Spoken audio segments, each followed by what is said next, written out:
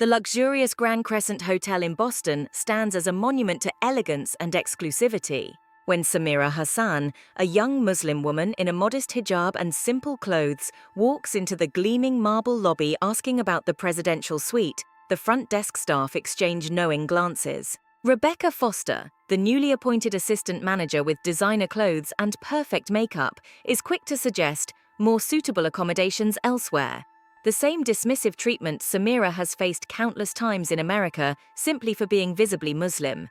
What follows will shake the Grand Crescent to its very foundations, forcing Rebecca to confront her prejudices as long-buried secrets emerge from the hotel's shadowy past. Before we begin, write in the comments where you're listening to our stories from. Subscribe to our channel, it's free and you can always change your mind. Enjoy the story. Chapter 1. Diamonds and Dust. The Grand Crescent Hotel stood like a palace against the Boston skyline, its limestone facade catching the afternoon sunlight. Chandeliers glittered behind floor-to-ceiling windows, promising opulence to those fortunate enough to afford it. For generations, it had been the crown jewel of northern hospitality, a testament to old money and the pursuit of perfection. Rebecca Foster's heels clicked against the marble floor as she completed her rounds. As the newly appointed assistant manager, she felt a certain pride in her domain. Her Chanel suit, purchased on a payment plan she could barely afford, armor against the chaos of a world that respected only success. The Grand Crescent wasn't just a hotel to Rebecca. It was a validation of everything she had sacrificed to climb into upper management. "Excuse me?" The voice was soft but clear. Rebecca turned, her practiced smile already forming. It faltered when she saw the woman standing before her. In the lobby of crystal chandeliers and men in Italian suits, she stood out like a weed in a rose garden. The woman wore a navy blue hijab, modest and simple. Her clothes, a loose-fitting blouse and long skirt, were clean but far from the designer labels that usually walked through these doors. No jewelry adorned her wrists or neck, and her only accessory was a worn leather messenger bag slung across her body. "Welcome to the Grand Crescent. How may I assist you?"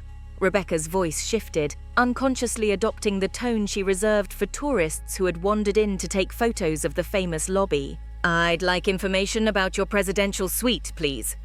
The woman's voice carried a slight accent, but her English was flawless. She looked to be in her early 30s, with intelligent eyes that noticed everything.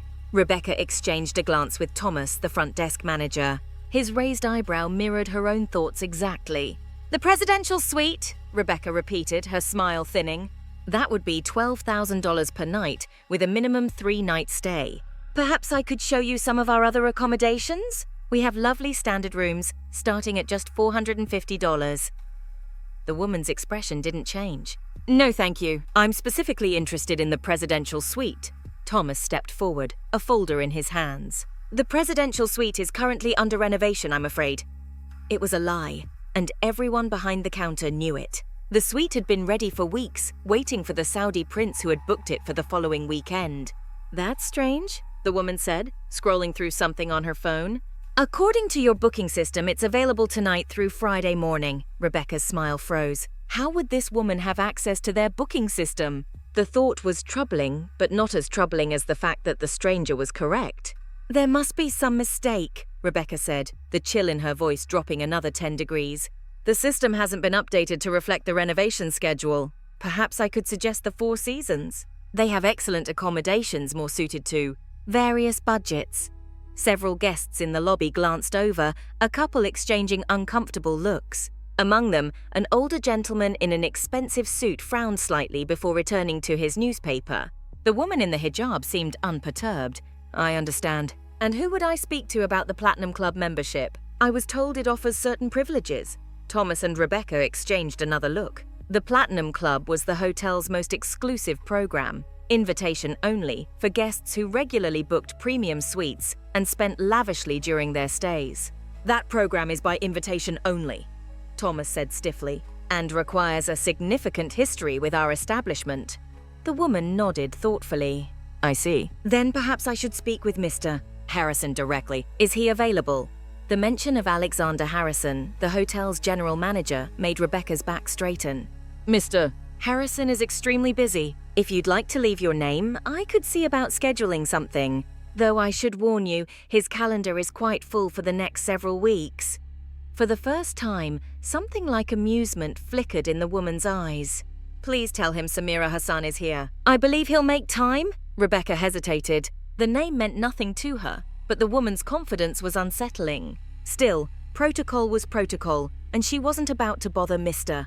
Harrison for someone who clearly didn't belong in this hotel. "I'll see if his assistant is available," Rebecca said, picking up the house phone and dialing a number. She spoke quietly into the receiver, her eyes never leaving Samira. A moment later, she replaced the handset with a smug smile. "I'm afraid Mr. Harrison is in meetings all afternoon. His assistant suggested you email for an appointment. Now, is there anything else I can help you with today?" The challenge in her voice was unmistakable. The message clear: "You don't belong here." Samira reached into her bag and pulled out a business card, sliding it across the counter. "Please give him this and tell him I'll wait in the lobby. I'm sure he'll want to speak with me."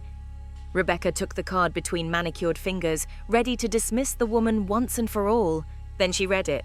"Samira Hassan, CEO Citadel Technology Group, revolutionizing tomorrow today." Rebecca's blood ran cold. Citadel was one of the fastest-growing tech companies in the country, recently valued at over $40 billion. Their groundbreaking security software was used by governments and corporations worldwide. And unless Rebecca was mistaken, there had been rumors about Citadel acquiring luxury Landmark Hotels, the parent company of the Grand Crescent. But this couldn't be the same person. The Samira Hassan who ran Citadel would be dressed in designer clothes, dripping with success. She would command attention the moment she entered a room. She wouldn't be standing here in a simple hijab, being treated like an unwelcome solicitor. Would she? Rebecca swallowed hard. "One moment, please."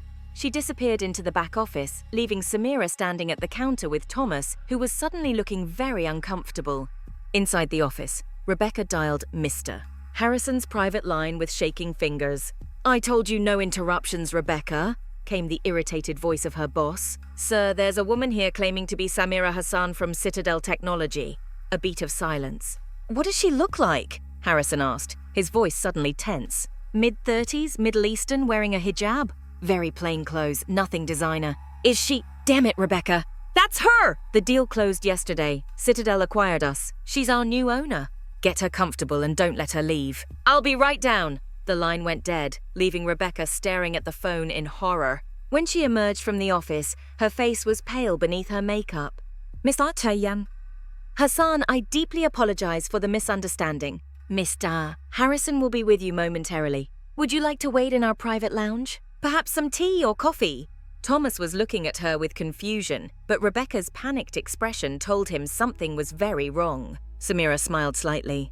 "The lobby is fine, thank you, but I would like a tour of the presidential suite, if it's no longer under renovation." The words hung in the air between them, a gentle but unmistakable rebuke.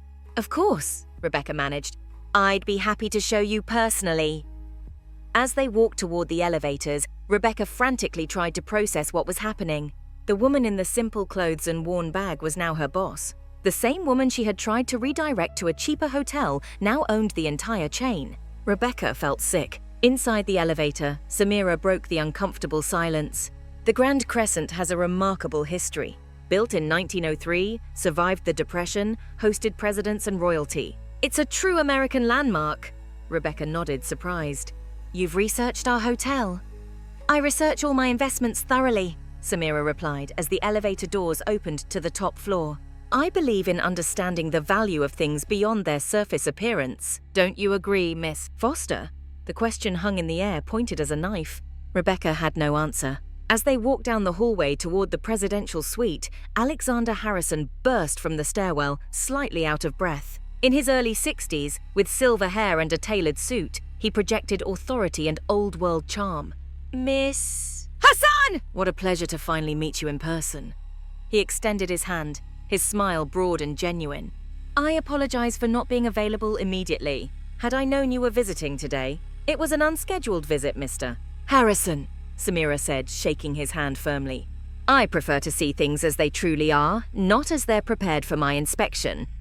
Harrison's smile faltered slightly. "Of course. Very sensible. I see you're touring the presidential suite."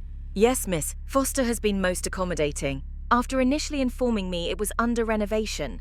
Harrison's eyes darted to Rebecca, who looked like she wanted the floor to swallow her whole. "A misunderstanding, I'm sure." he said smoothly. Rebecca is new to her position.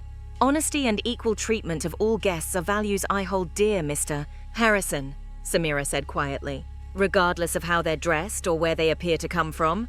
The rebuke was gentle, but unmistakable. Harrison nodded, his expression serious. Absolutely, Miss Hassan. I assure you, that's not how we train our staff. Rebecca fumbled with the keycard, finally opening the door to the presidential suite. The space beyond was spectacular. 3,000 square feet of luxury with floor-to-ceiling windows overlooking Boston Harbor, marble surfaces, antique furniture, and modern amenities seamlessly integrated. But as Samira stepped inside, Rebecca couldn't help wondering what else she had missed by judging this woman on her appearance. What other doors had she closed through her own prejudice? And as Samira moved through the suite with knowing eyes, examining details and asking pointed questions about operations and finances, Rebecca realized she was witnessing something remarkable. Power that didn't need to announce itself, success that didn't require validation through displays of wealth. The suite is acceptable, Samira said finally. Now, shall we discuss the staffing issues on the third floor, Mr. Harrison? And perhaps the reason why your turnover rate is 40% higher than industry standard? Harrison's face paled. How did you… As I said, I research my investments thoroughly. Samira turned to Rebecca.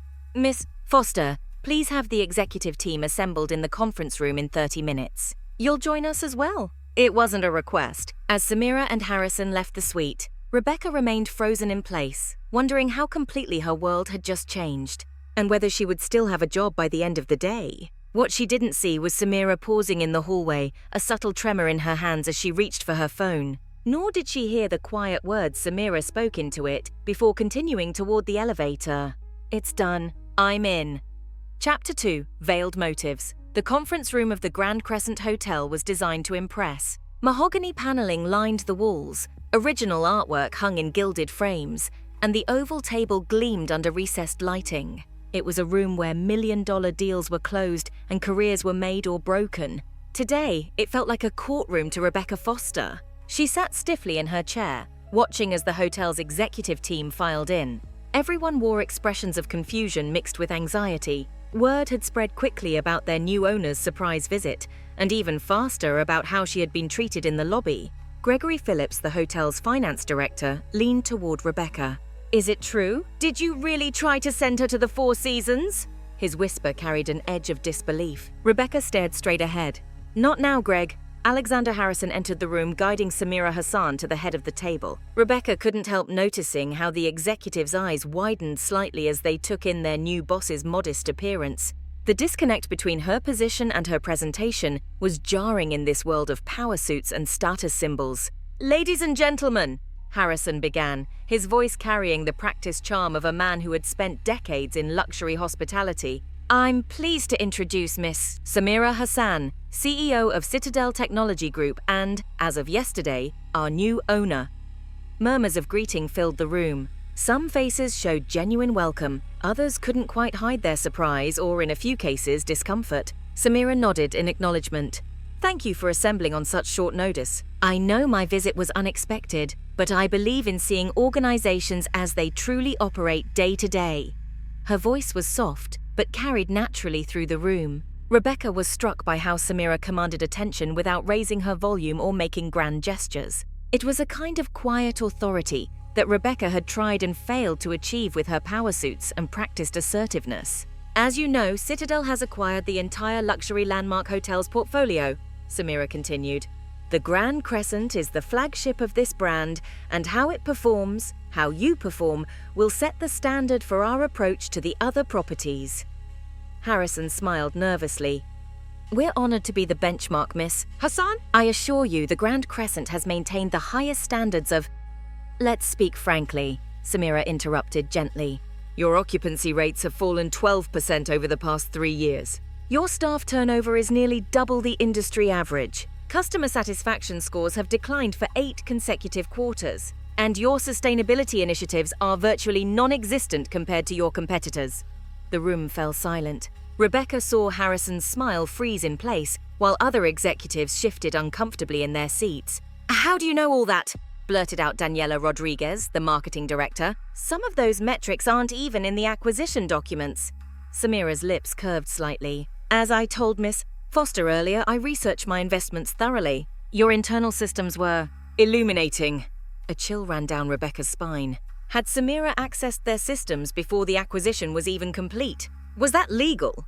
The Grand Crescent has relied on its history and reputation for too long, Samira continued, while the world has changed around it. This hotel prides itself on tradition, but tradition without evolution becomes stagnation.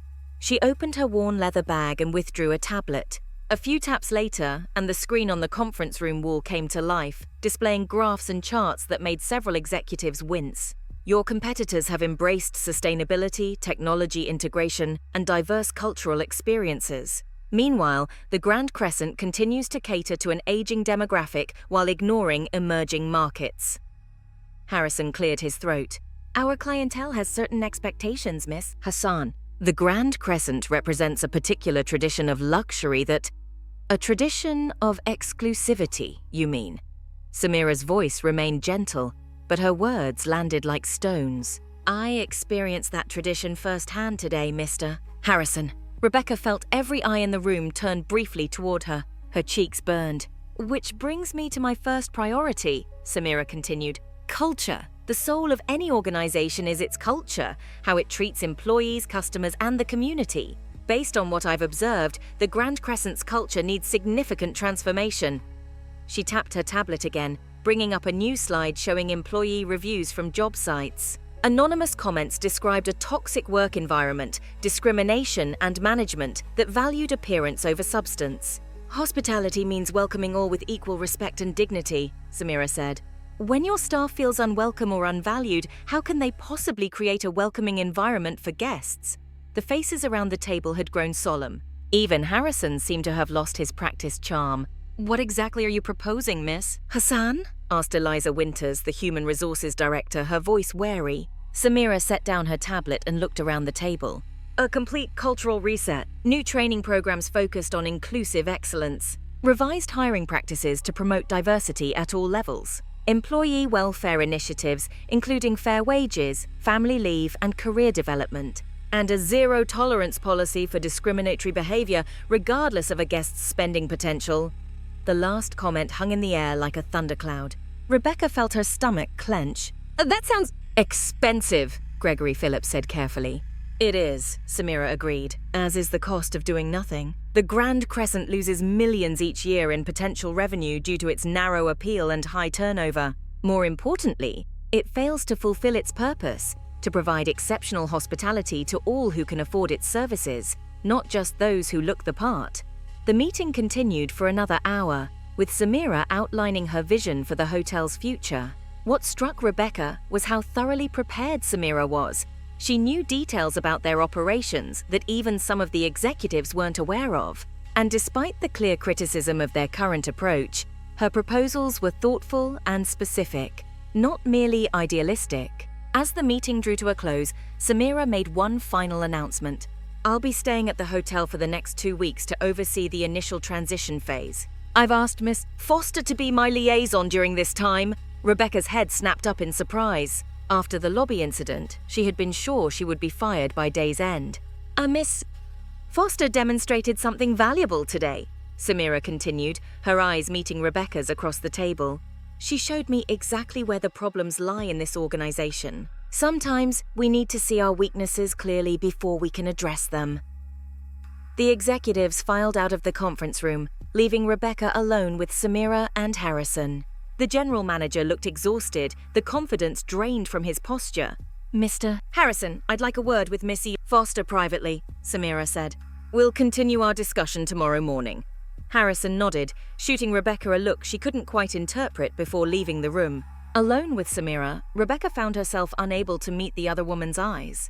Miss Hassan, about what happened in the lobby. I want to apologize. My behavior was unprofessional and inexcusable. Samira studied her for a moment. Why did you do it, Miss Foster? What did you see when I walked into your hotel?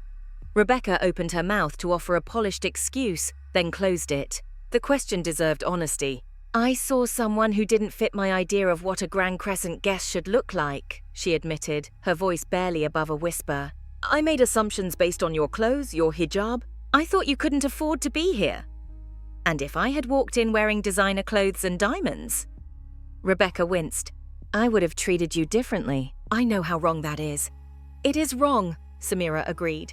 But it's also deeply ingrained in this industry, and in this hotel in particular. The question is whether you're willing to be part of the solution rather than continuing to be part of the problem. Rebecca finally looked up, meeting Samira's gaze. Why me? After how I treated you, why would you want me involved at all? A small smile touched Samira's lips. Because you were honest just now. Because despite your mistake, mister, Harrison speaks highly of your capabilities. And because sometimes those who have demonstrated the problem most clearly can become the most effective champions for change. She stood, gathering her tablet and bag. I'll need a room prepared, miss. Foster. Nothing extravagant, a standard suite will do. And I'd like a complete tour of the hotel tomorrow morning, including the back-of-house areas where guests don't typically go. I want to speak with employees at all levels. Rebecca nodded, still processing the unexpected reprieve. Of course, I'll make all the arrangements. One more thing, Samira added, pausing at the door. I'd like you to join me for dinner tonight. There's a small Lebanese restaurant 3 blocks from here. Beirut Garden. Do you know it? Rebecca shook her head. Despite working at the hotel for years, she had never ventured into the more diverse neighborhoods nearby. 8 o'clock, Samira said.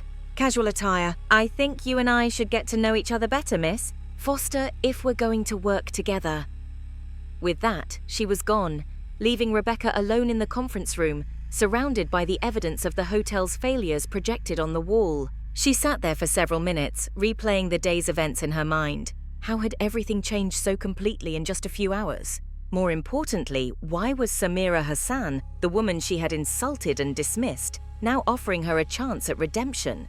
The Beirut Garden was nothing like Rebecca had expected. She had pictured a hole in the wall with plastic chairs and fluorescent lighting. Instead, she found a warm, elegant space with copper lanterns casting a soft glow over textured walls and comfortable seating. The aroma of spices and grilled meats filled the air, making her realize how hungry she was after the stressful day. Samira was already seated at a corner table, still dressed in the same modest outfit from earlier. The only difference was that she had exchanged her messenger bag for a small handbag. She smiled when she spotted Rebecca, gesturing to the seat across from her.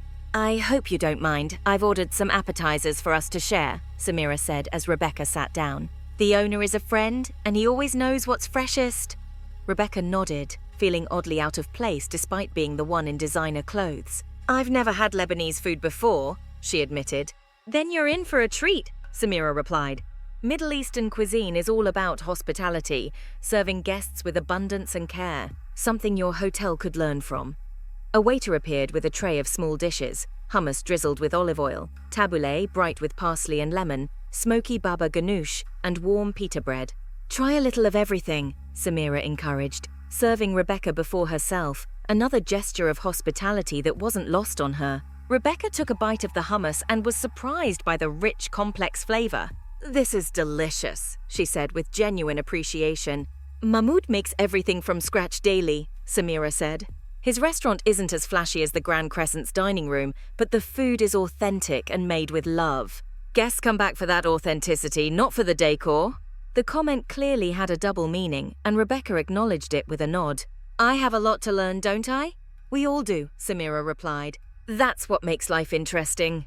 As they ate, Samira steered the conversation toward Rebecca's background. Where she had grown up, how she had entered the hospitality industry, her aspirations for the future. Rebecca found herself speaking more openly than she had with anyone in years, describing her working-class upbringing in Providence, the sacrifices her single mother had made to send her to college, and her determination to succeed in an industry that often valued pedigree over performance. So the designer clothes, the perfect makeup, it's armor, Samira observed. Rebecca stared at her. How did you… Because I understand what it's like to need armor, Samira said simply. To feel you must present a certain image to be taken seriously. The difference is, I chose a different kind of armor. She touched her hijab lightly. This is my choice, my identity.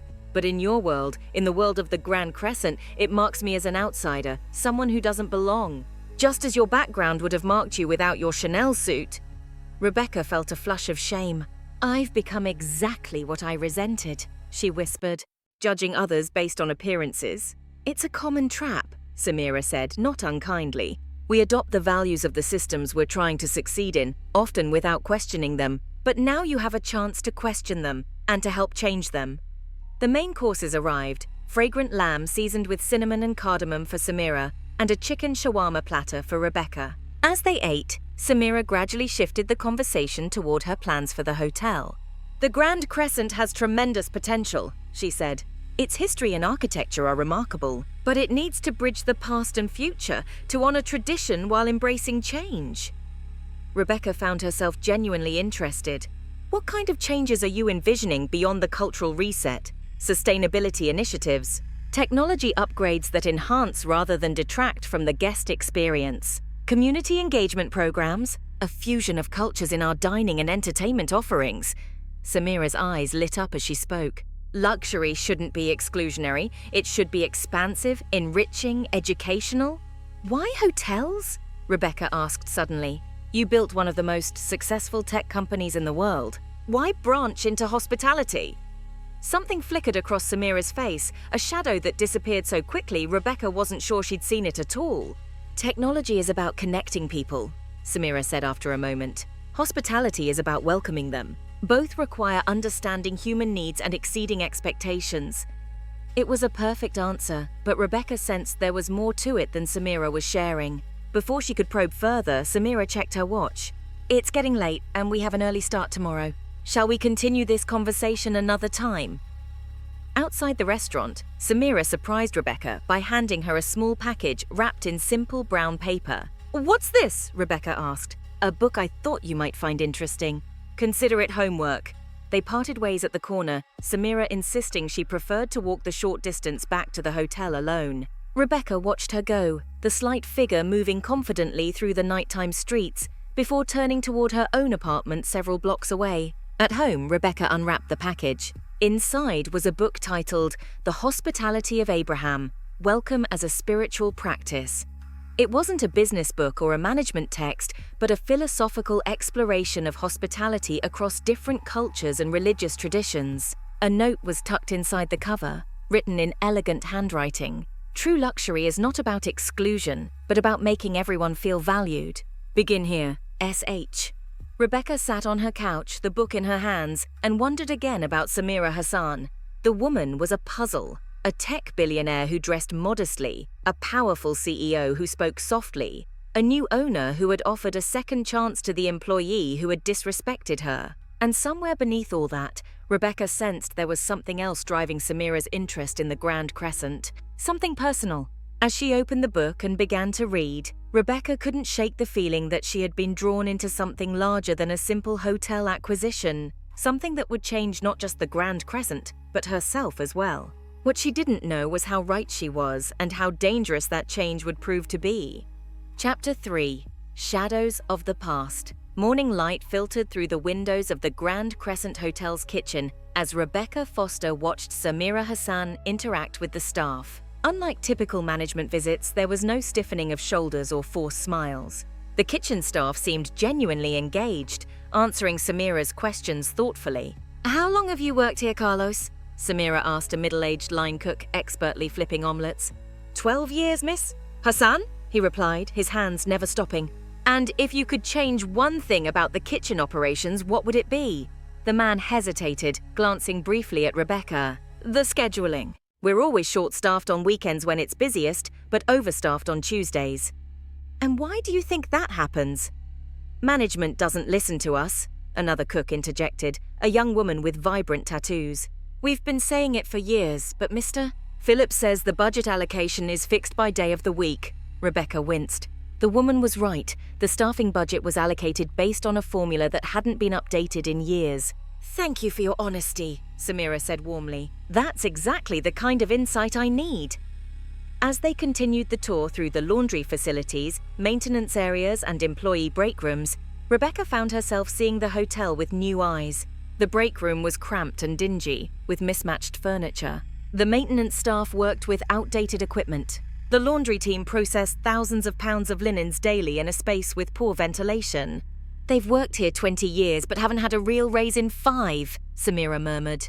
They handle the most expensive sheets and towels in the city, but can't afford to live within an hour's commute of this hotel. Does that seem right to you, Miss Foster? Rebecca had no good answer. She had known about these issues peripherally, but had never considered them truly her concern. We've been focused on the guest experience, she offered weakly. And who creates that experience? Samira countered. Not the chandeliers or the marble floors. People. People who are currently being treated as disposable. By mid-morning, they had made their way back to the lobby, where Samira paused to observe the front desk interactions. Tell me about the Baldwin family, Samira said suddenly, nodding toward an elderly couple being checked in. The Baldwins? They're longtime guests. Mr. Baldwin was a banking executive, now retired. They stay with us every spring and fall, always in the same junior suite. Mrs. Baldwin likes white roses, and Mr. Baldwin reads the Wall Street Journal with his coffee. They celebrate their anniversary with dinner in our restaurant. And what about Margarita? Samira asked, gesturing toward a young woman pushing a housekeeping cart. Rebecca hesitated. She's on the housekeeping staff? Her name is Margarita Diaz. 7 years here, 2 children ages 10 and 12. Her husband was deported 3 years ago, leaving her as the sole provider. Works 2 jobs to make ends meet. Has never missed a day, not even when she had pneumonia last winter. Cleans 22 rooms per day, including the Baldwin suite. Rebecca stared at Samira, speechless.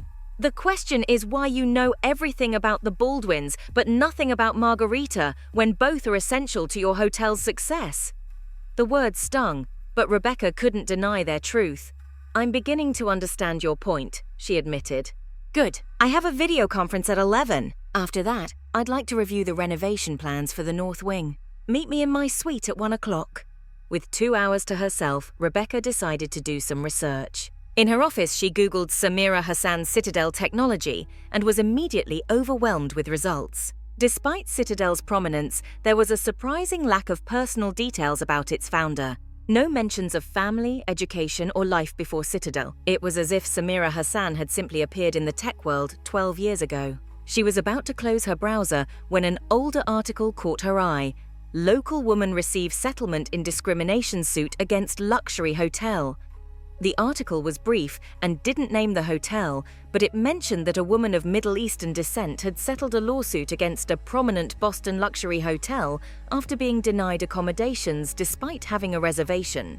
The woman, identified only as SH, had been told by staff that the hotel was fully booked, only to watch as white guests were checked in minutes later. Samira Hassan? Rebecca felt a chill. Was this why Samira had purchased the Grand Crescent? Was this entire acquisition an elaborate form of revenge? She checked the time, 12:45. She needed to meet Samira soon, but first she had one more place to check. The hotel's archives were housed in a small room off the administrative offices. Rebecca headed for the section labeled Legal Affairs and found a folder labeled Settlements and Releases, 2010 to 2015 inches. Inside was a confidential settlement agreement with the plaintiff's name redacted, but the initials SH clearly visible at the signature line. Finding anything interesting? Rebecca jumped. Alexander Harrison stood in the doorway, his expression unreadable. Mr. Harrison, I was just researching some hotel history. He stepped closer, glancing at the folder in her hands. Settlements and releases? That's unusual. Rebecca hesitated, then decided on honesty. I found an article about a discrimination lawsuit against a luxury Boston hotel 15 years ago. The plaintiff had the initials SH. Harrison's face remained impassive, but Rebecca noticed a slight tightening around his eyes.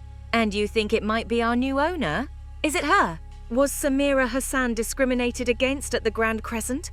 Harrison sighed, suddenly looking every one of his 60-plus years. It was before my time as GM. I was the rooms division director then. But yes, it was her. What happened? She had a reservation for a week's stay, paid in advance. When she arrived, the front desk manager, Vincent Doyle, took one look at her hijab and decided she didn't belong here. Told her there was a problem with her reservation, that we were overbooked. While continuing to check in other guests, Rebecca finished, feeling sick. Yes, she knew exactly what was happening. Asked to speak to a manager. When that didn't work, she left quietly. The next day, her lawyer contacted the hotel. The ownership wanted to fight it, but our legal team advised settlement. They said we'd lose badly if it went to court. And now she owns the hotel, Rebecca murmured. Ironic, isn't it? Harrison's smile was bitter. The woman we turned away now holds all our futures in her hands. Do you think that's why she bought the Grand Crescent? Revenge? Harrison considered this. I've been asking myself the same question. But her business decisions seem sound. The changes she's proposing make strategic sense. If revenge were her only motive, there are easier ways to destroy a hotel than spending billions to acquire it. Rebecca thought of the thoughtful way Samira had interacted with the staff that morning. You're right. It seems more complicated than that, Harrison nodded. My advice, don't mention that you know about the lawsuit. If she wants to discuss it, she will. Focus on the future, not the past. Samira's suite was modest by the Grand Crescent standards. When Rebecca arrived, Samira was seated at the desk, typing rapidly on a laptop with architectural drawings spread across the coffee table. Right on time, miss. Faster, Samira said. The previous renovation plans were outdated, too focused on aesthetics, not enough on functionality or sustainability. For the next hour, they discussed the plans in detail. Samira's vision was impressive, modernizing while preserving historical character, incorporating state-of-the-art technology, and implementing sustainability features. The North Wing has always been less popular, Rebecca noted. The rooms are smaller and the views aren't as good. Which is precisely why it's perfect for our pilot program, Samira replied. We'll offer these rooms at a more accessible price point, marketing them to younger professionals, cultural travelers, and those who value sustainability over square footage. A boutique hotel within the Grand Hotel, Rebecca mused. It could actually work. It will work because it addresses a market segment the Grand Crescent has ignored. People who want luxury with purpose, not just luxury for show. Rebecca found herself genuinely excited about the possibilities. Despite her earlier suspicions about Samira's motives, she couldn't deny that these changes would likely improve the hotel's position. You've clearly put a lot of thought into this, Rebecca said. More than I would expect from someone who just acquired the property. Samira's expression remained neutral, but something flickered in her eyes. As I said, I research my investments thoroughly. Is that the only reason? The words were out before Rebecca could stop them. What other reason might there be, miss? Foster? Rebecca hesitated, but her curiosity overrode her caution. I found an article about a discrimination lawsuit against a Boston luxury hotel 15 years ago. The plaintiff's initials were SH. Samira set down her papers, her movements deliberate. You've been busy this morning. Was it you? Were you the one who sued the Grand Crescent? Samira met her eyes. Yes. Is that why you bought the hotel? Because of what happened to you here? That experience is part of my history with this place, yes. But it's not the whole story. What is the whole story? Samira rose and walked to the window, looking out over Boston Harbor. I was 23. I had just received my first major investment for what would become Citadel. I chose the Grand Crescent because it was where all the major business leaders stayed. I thought staying here would give me credibility. When I was turned away, it wasn't just embarrassing. It was humiliating. It reinforced what I had been told my entire life, that no matter my accomplishments, certain doors would remain closed to me because of who I am. She turned back to Rebecca. Do you know what I did after leaving this hotel? Rebecca shook her head. I went to another hotel, a smaller place that didn't care what I looked like as long as my credit card cleared. I sat in that room and cried for exactly 10 minutes. Then I washed my face, opened my laptop, and worked through the night on the code that would eventually become Citadel's core security protocol. I decided that night that I would succeed so completely that no one would ever again have the power to make me feel small. The story resonated with Rebecca. How many times had she felt the need to prove herself, to overcome others' assumptions? The lawsuit wasn't about the money. It was about forcing the hotel to acknowledge what they had done. But I never spoke about it publicly. I didn't want to be defined by that experience. And now you own the hotel that rejected you, Rebecca said softly. Samira smiled slightly. Life has a sense of irony. But again, that's not the only reason I bought the Grand Crescent. This hotel represents something important in American culture. The old guard, tradition, a certain definition of luxury and success. By transforming it, we can send a powerful message about inclusion, about evolving definitions of excellence, about who belongs in these spaces. Rebecca found herself nodding. That's why you're keeping me on despite how I treated you. You want to transform the hotel and the people who run it? Precisely. What happened to me wasn't an isolated incident. It was a symptom of a culture, the same culture that led you to try to send me to another hotel. I could fire everyone and start fresh, but that wouldn't address the root problem. Real change requires conversion, not just conquest. Before Rebecca could respond, Samira's phone chimed. I need to take this. We'll continue tomorrow. In the meantime, prepare a brief for the executive team on the renovation plans. Just like that, the moment of personal revelation was over.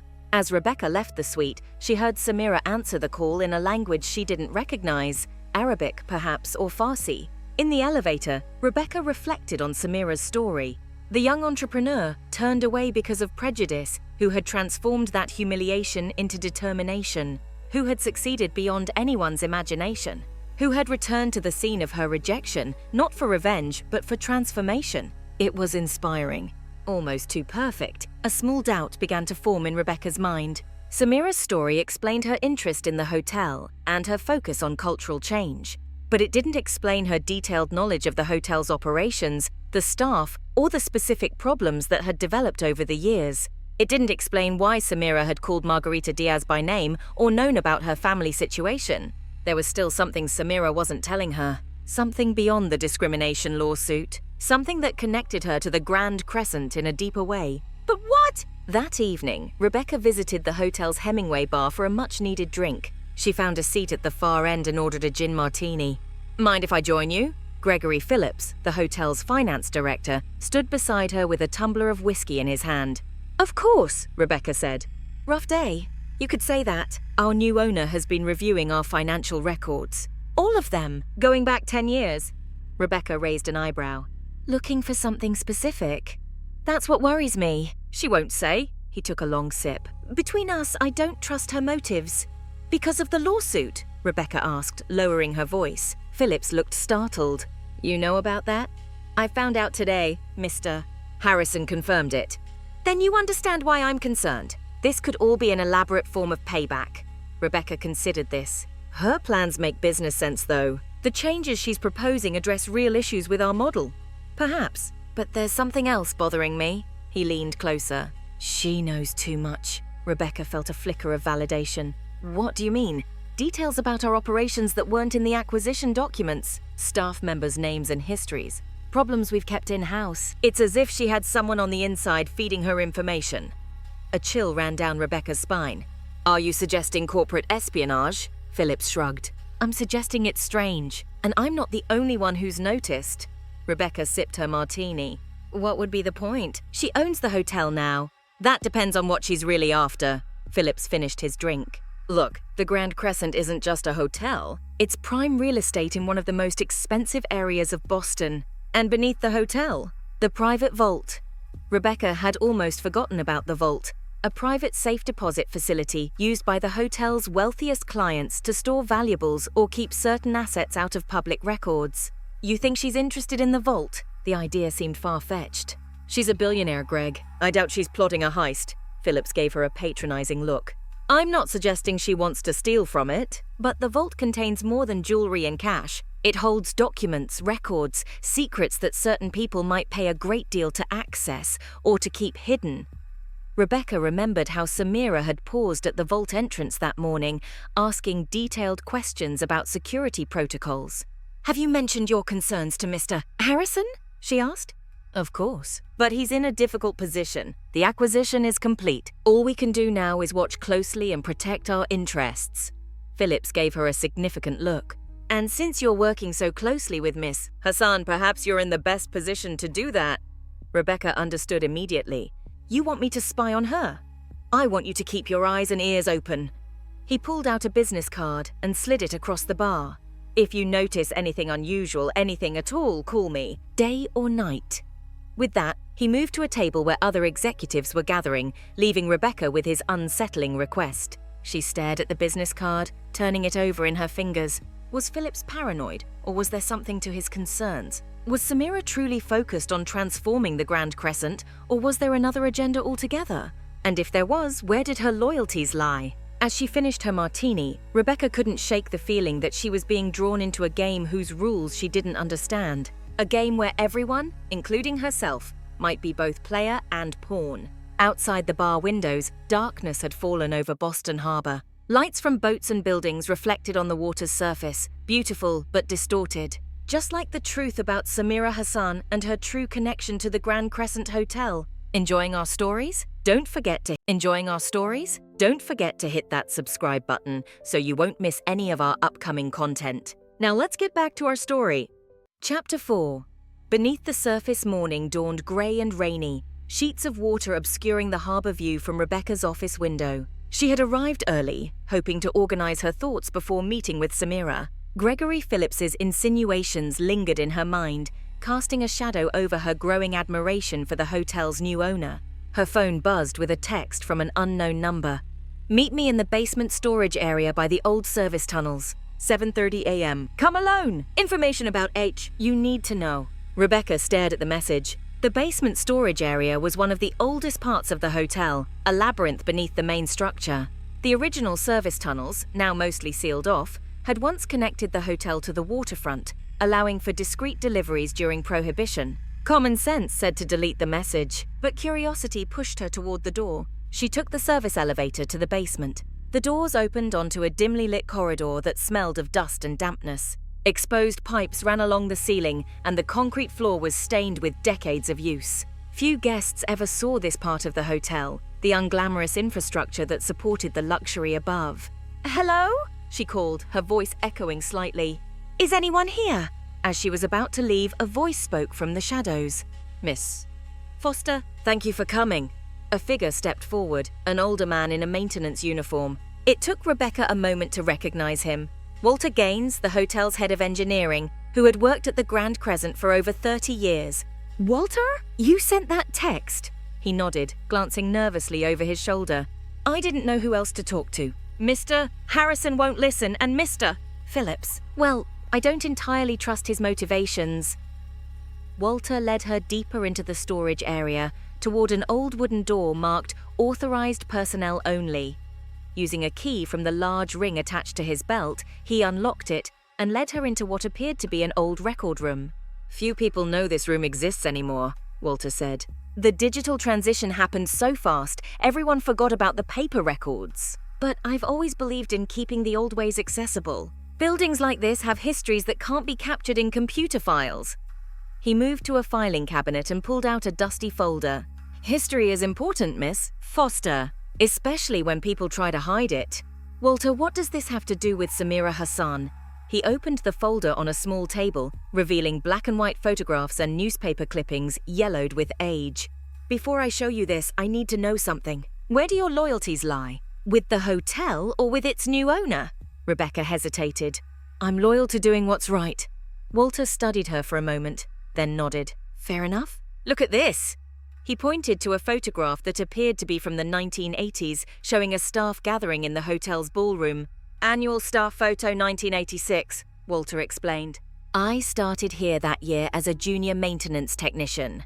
Rebecca scanned the image, not understanding its significance. "Third row, 7th from the left," Walter interrupted. Rebecca leaned closer, a young woman in a housekeeping uniform, her dark hair pulled back, her expression serious but proud. Something about her features seemed vaguely familiar.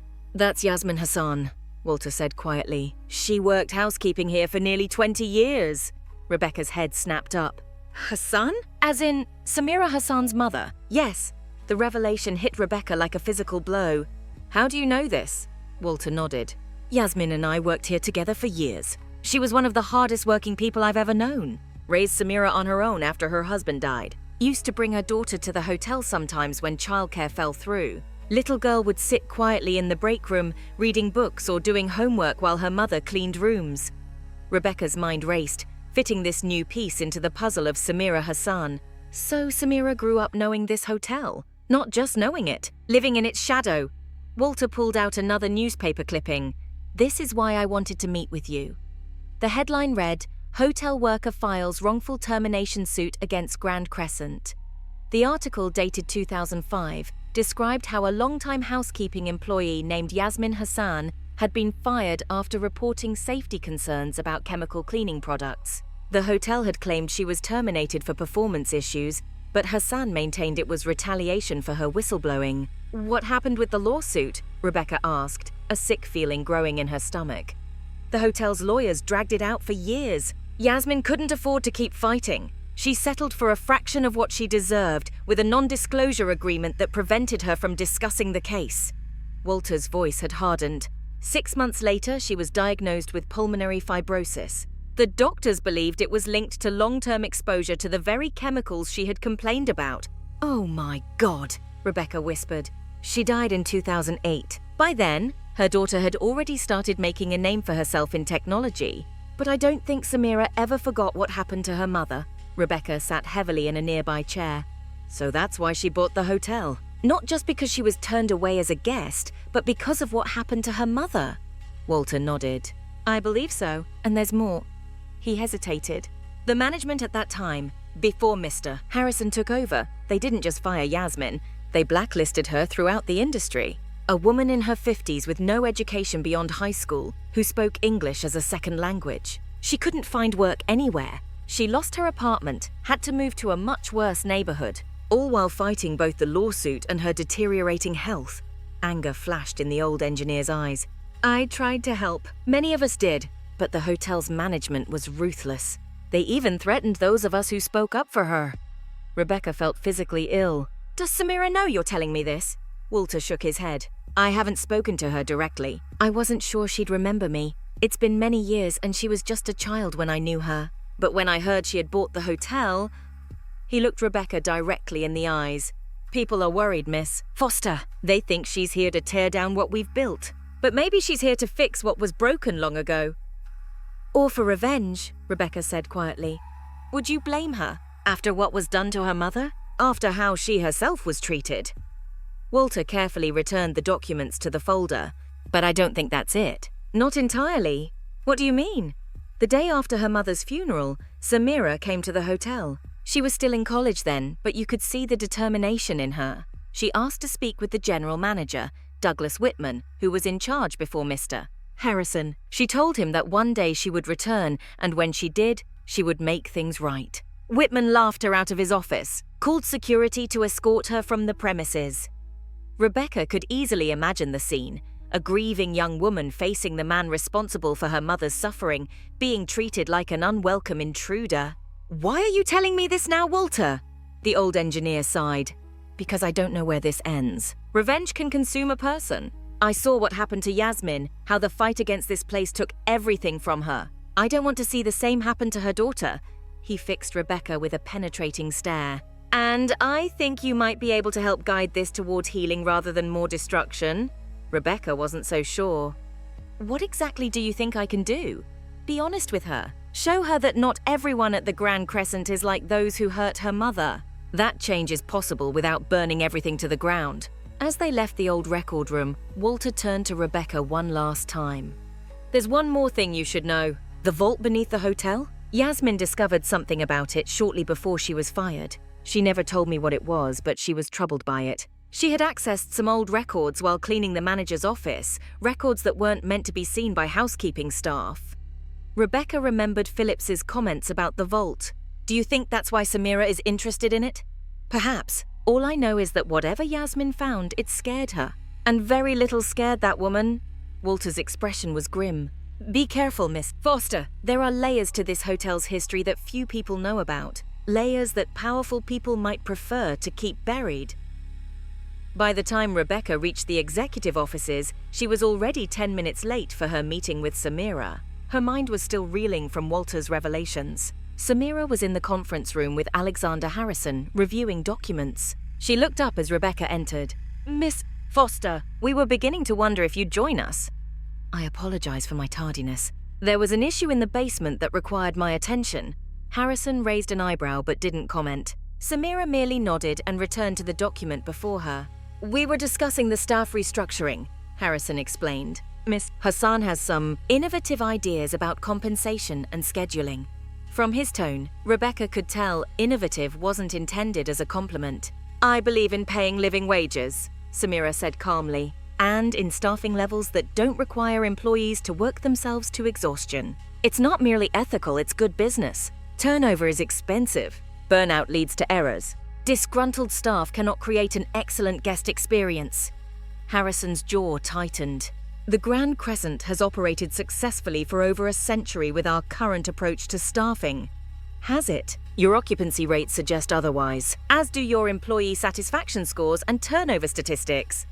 Rebecca found herself studying Samira with new eyes, searching for traces of the child who had once sat quietly in the employee break room. The woman who had watched her mother fight a losing battle against the hotel's management, then lose her health, her home, her life. Perhaps we could review the specific proposals, Rebecca suggested, trying to diffuse the tension. The meeting continued for another hour, with Harrison growing increasingly defensive as Samira dismantled decades of management practices. By the end, his face was flushed, and his usual charm had disappeared entirely. These changes will be implemented beginning next month, Samira concluded. I expect full cooperation from the executive team. Anyone unwilling to embrace this new direction is, of course, free to seek opportunities elsewhere. The implied threat wasn't lost on Harrison. He stood stiffly, nodded once, and left without another word. When the door closed behind him, Samira sighed, a brief crack appearing in her composed facade. Change is difficult for people who have benefited from the status quo. You knew there would be resistance, Rebecca observed. Of course, but resistance can be overcome with perseverance and clear vision. Samira glanced at Rebecca. You seem troubled today, miss. Foster, is everything all right? Rebecca hesitated, then decided on directness. I spoke with Walter Gaines this morning. He told me about your mother. If Rebecca had expected shock or anger, she was disappointed. Samira's expression remained calm, though something flickered briefly in her eyes, a shadow of old pain, quickly controlled. Walter is one of the few good memories I have of this place, Samira said after a moment. He used to sneak me cookies from the kitchen when I had to wait for my mother to finish her shift. He taught me how to play chess on a small board he kept in his maintenance office. The personal detail, offered so easily, caught Rebecca off guard. He told me what happened to her. The wrongful termination, the blacklisting, her illness. I'm so sorry. Samira was silent for a long moment, her gaze distant. When she finally spoke, her voice was soft but steady. My mother spent 20 years making beds in this hotel. 20 years ensuring that wealthy guests had pristine rooms, fresh towels, spotless bathrooms. She worked holidays, weekends, double shifts when others called in sick. She never complained, never missed a day. And when she raised concerns about chemicals that were making the housekeeping staff ill, they discarded her like garbage. Is that why you bought the Grand Crescent? Rebecca asked. For your mother? Samira met her gaze directly. Everything I do is in some way for my mother. She sacrificed everything to give me opportunities she never had. She believed education was the key that would open doors for me that remained closed to her. She never lived to see Citadel's success. Never saw me walk into boardrooms where I was often the only woman, the only person of color, certainly the only Muslim. But she shaped every step of that journey. Rebecca nodded, understanding more than Samira might have realized. She too had been shaped by a single mother's sacrifices, though under very different circumstances. But buying this hotel specifically? Yes, that was for her. And for every Yasmin Hassan who has been exploited, dismissed, or mistreated within these walls. The Grand Crescent represents a system that values certain people and devalues others based on arbitrary distinctions, wealth, appearance, background. I intend to transform that system. Walter mentioned something else, Rebecca said. He said your mother discovered something about the vault shortly before she was fired, something that troubled her. For the first time, Samira appeared genuinely surprised. Her composure slipped for just a moment before she recovered. Walter told you that? Yes. He said she found some records in the manager's office that weren't meant to be seen by housekeeping staff. Samira was silent, her expression now carefully neutral. The vault has a complicated history, she said finally, like many aspects of this hotel. Is that why you've been asking about security protocols? Access records? Is there something specific you're looking for down there? The question hung between them. Rebecca held her breath, wondering if she had pushed too far. Samira studied her for a long moment, as if making a decision. Then she stood and moved to the conference room door, checking that it was securely closed. What I'm about to tell you goes no further than this room, she said, returning to her seat. Do I have your word on that? Rebecca nodded, her curiosity now fully aroused. The Grand Crescent Vault isn't just a storage facility for guests' valuables, Samira began. During Prohibition, it was used by certain influential clients to store items they preferred to keep off the books. Illegal alcohol primarily, but also documents that might have been compromising if discovered by authorities. That practice continued over the decades. The vault became a discreet repository for items that powerful people wanted kept secure and private. In the 1950s and 60s, politicians used it to store everything from love letters to financial records that wouldn't withstand public scrutiny. In the 1970s and 80s, as financial regulations tightened, it became a haven for assets that certain clients preferred to keep outside the banking system. "Are you saying the vault was used for illegal activities?" Rebecca asked, shocked. "Not necessarily illegal, often merely ethically questionable. The Grand Crescent provided a service that traditional financial institutions couldn't. Absolute discretion, no questions asked, no records shared with regulatory authorities." Samira's expression was grave.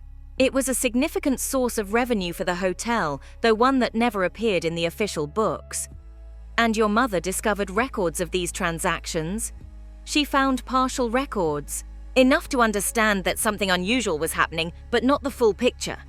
Samira paused. What she didn't know, what nobody knew except the highest levels of management, was that the vault also contained evidence of who had stored what over the decades. Evidence that could be extremely damaging to certain individuals and institutions if it ever came to light. "Blackmail material," Rebecca whispered. "In effect, yes, though the hotel never actively used it that way. It was insurance, protection against anyone who might threaten the Grand Crescent's operations or reputation." My mother sensed something was wrong but didn't know the details. When she started asking questions, she became a liability. The implications were staggering. The Grand Crescent, the paragon of old-world luxury and discretion, had essentially been operating a shadow business for decades, one that gave it leverage over some of the most powerful people in Boston and beyond. "If this is true," Rebecca said slowly, "it could destroy the hotel's reputation, end careers, possibly lead to criminal charges for past management." "Yes," Samira agreed. "Which is why certain people are very nervous about my acquisition of the property. People like Gregory Phillips, who has been managing the vault operations for the past 15 years. Rebecca's mind flashed to her conversation with Phillips the previous evening. "Phillips knows you're looking for evidence. That's why he approached me last night." Samira's eyes narrowed.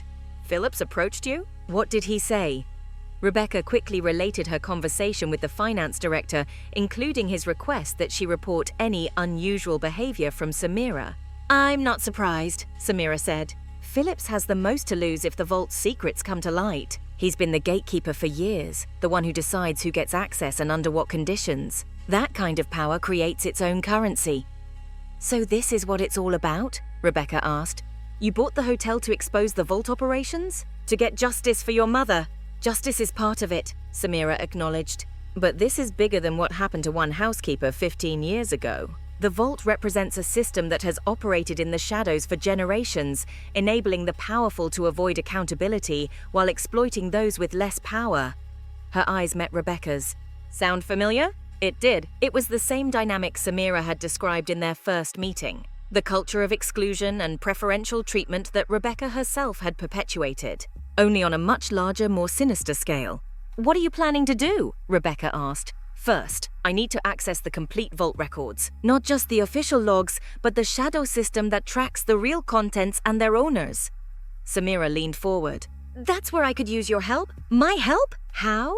"Phillips trusts you, or at least he believes you're aligned with the old guard. He's already tried to recruit you to spy on me. I want you to let him think he's succeeded."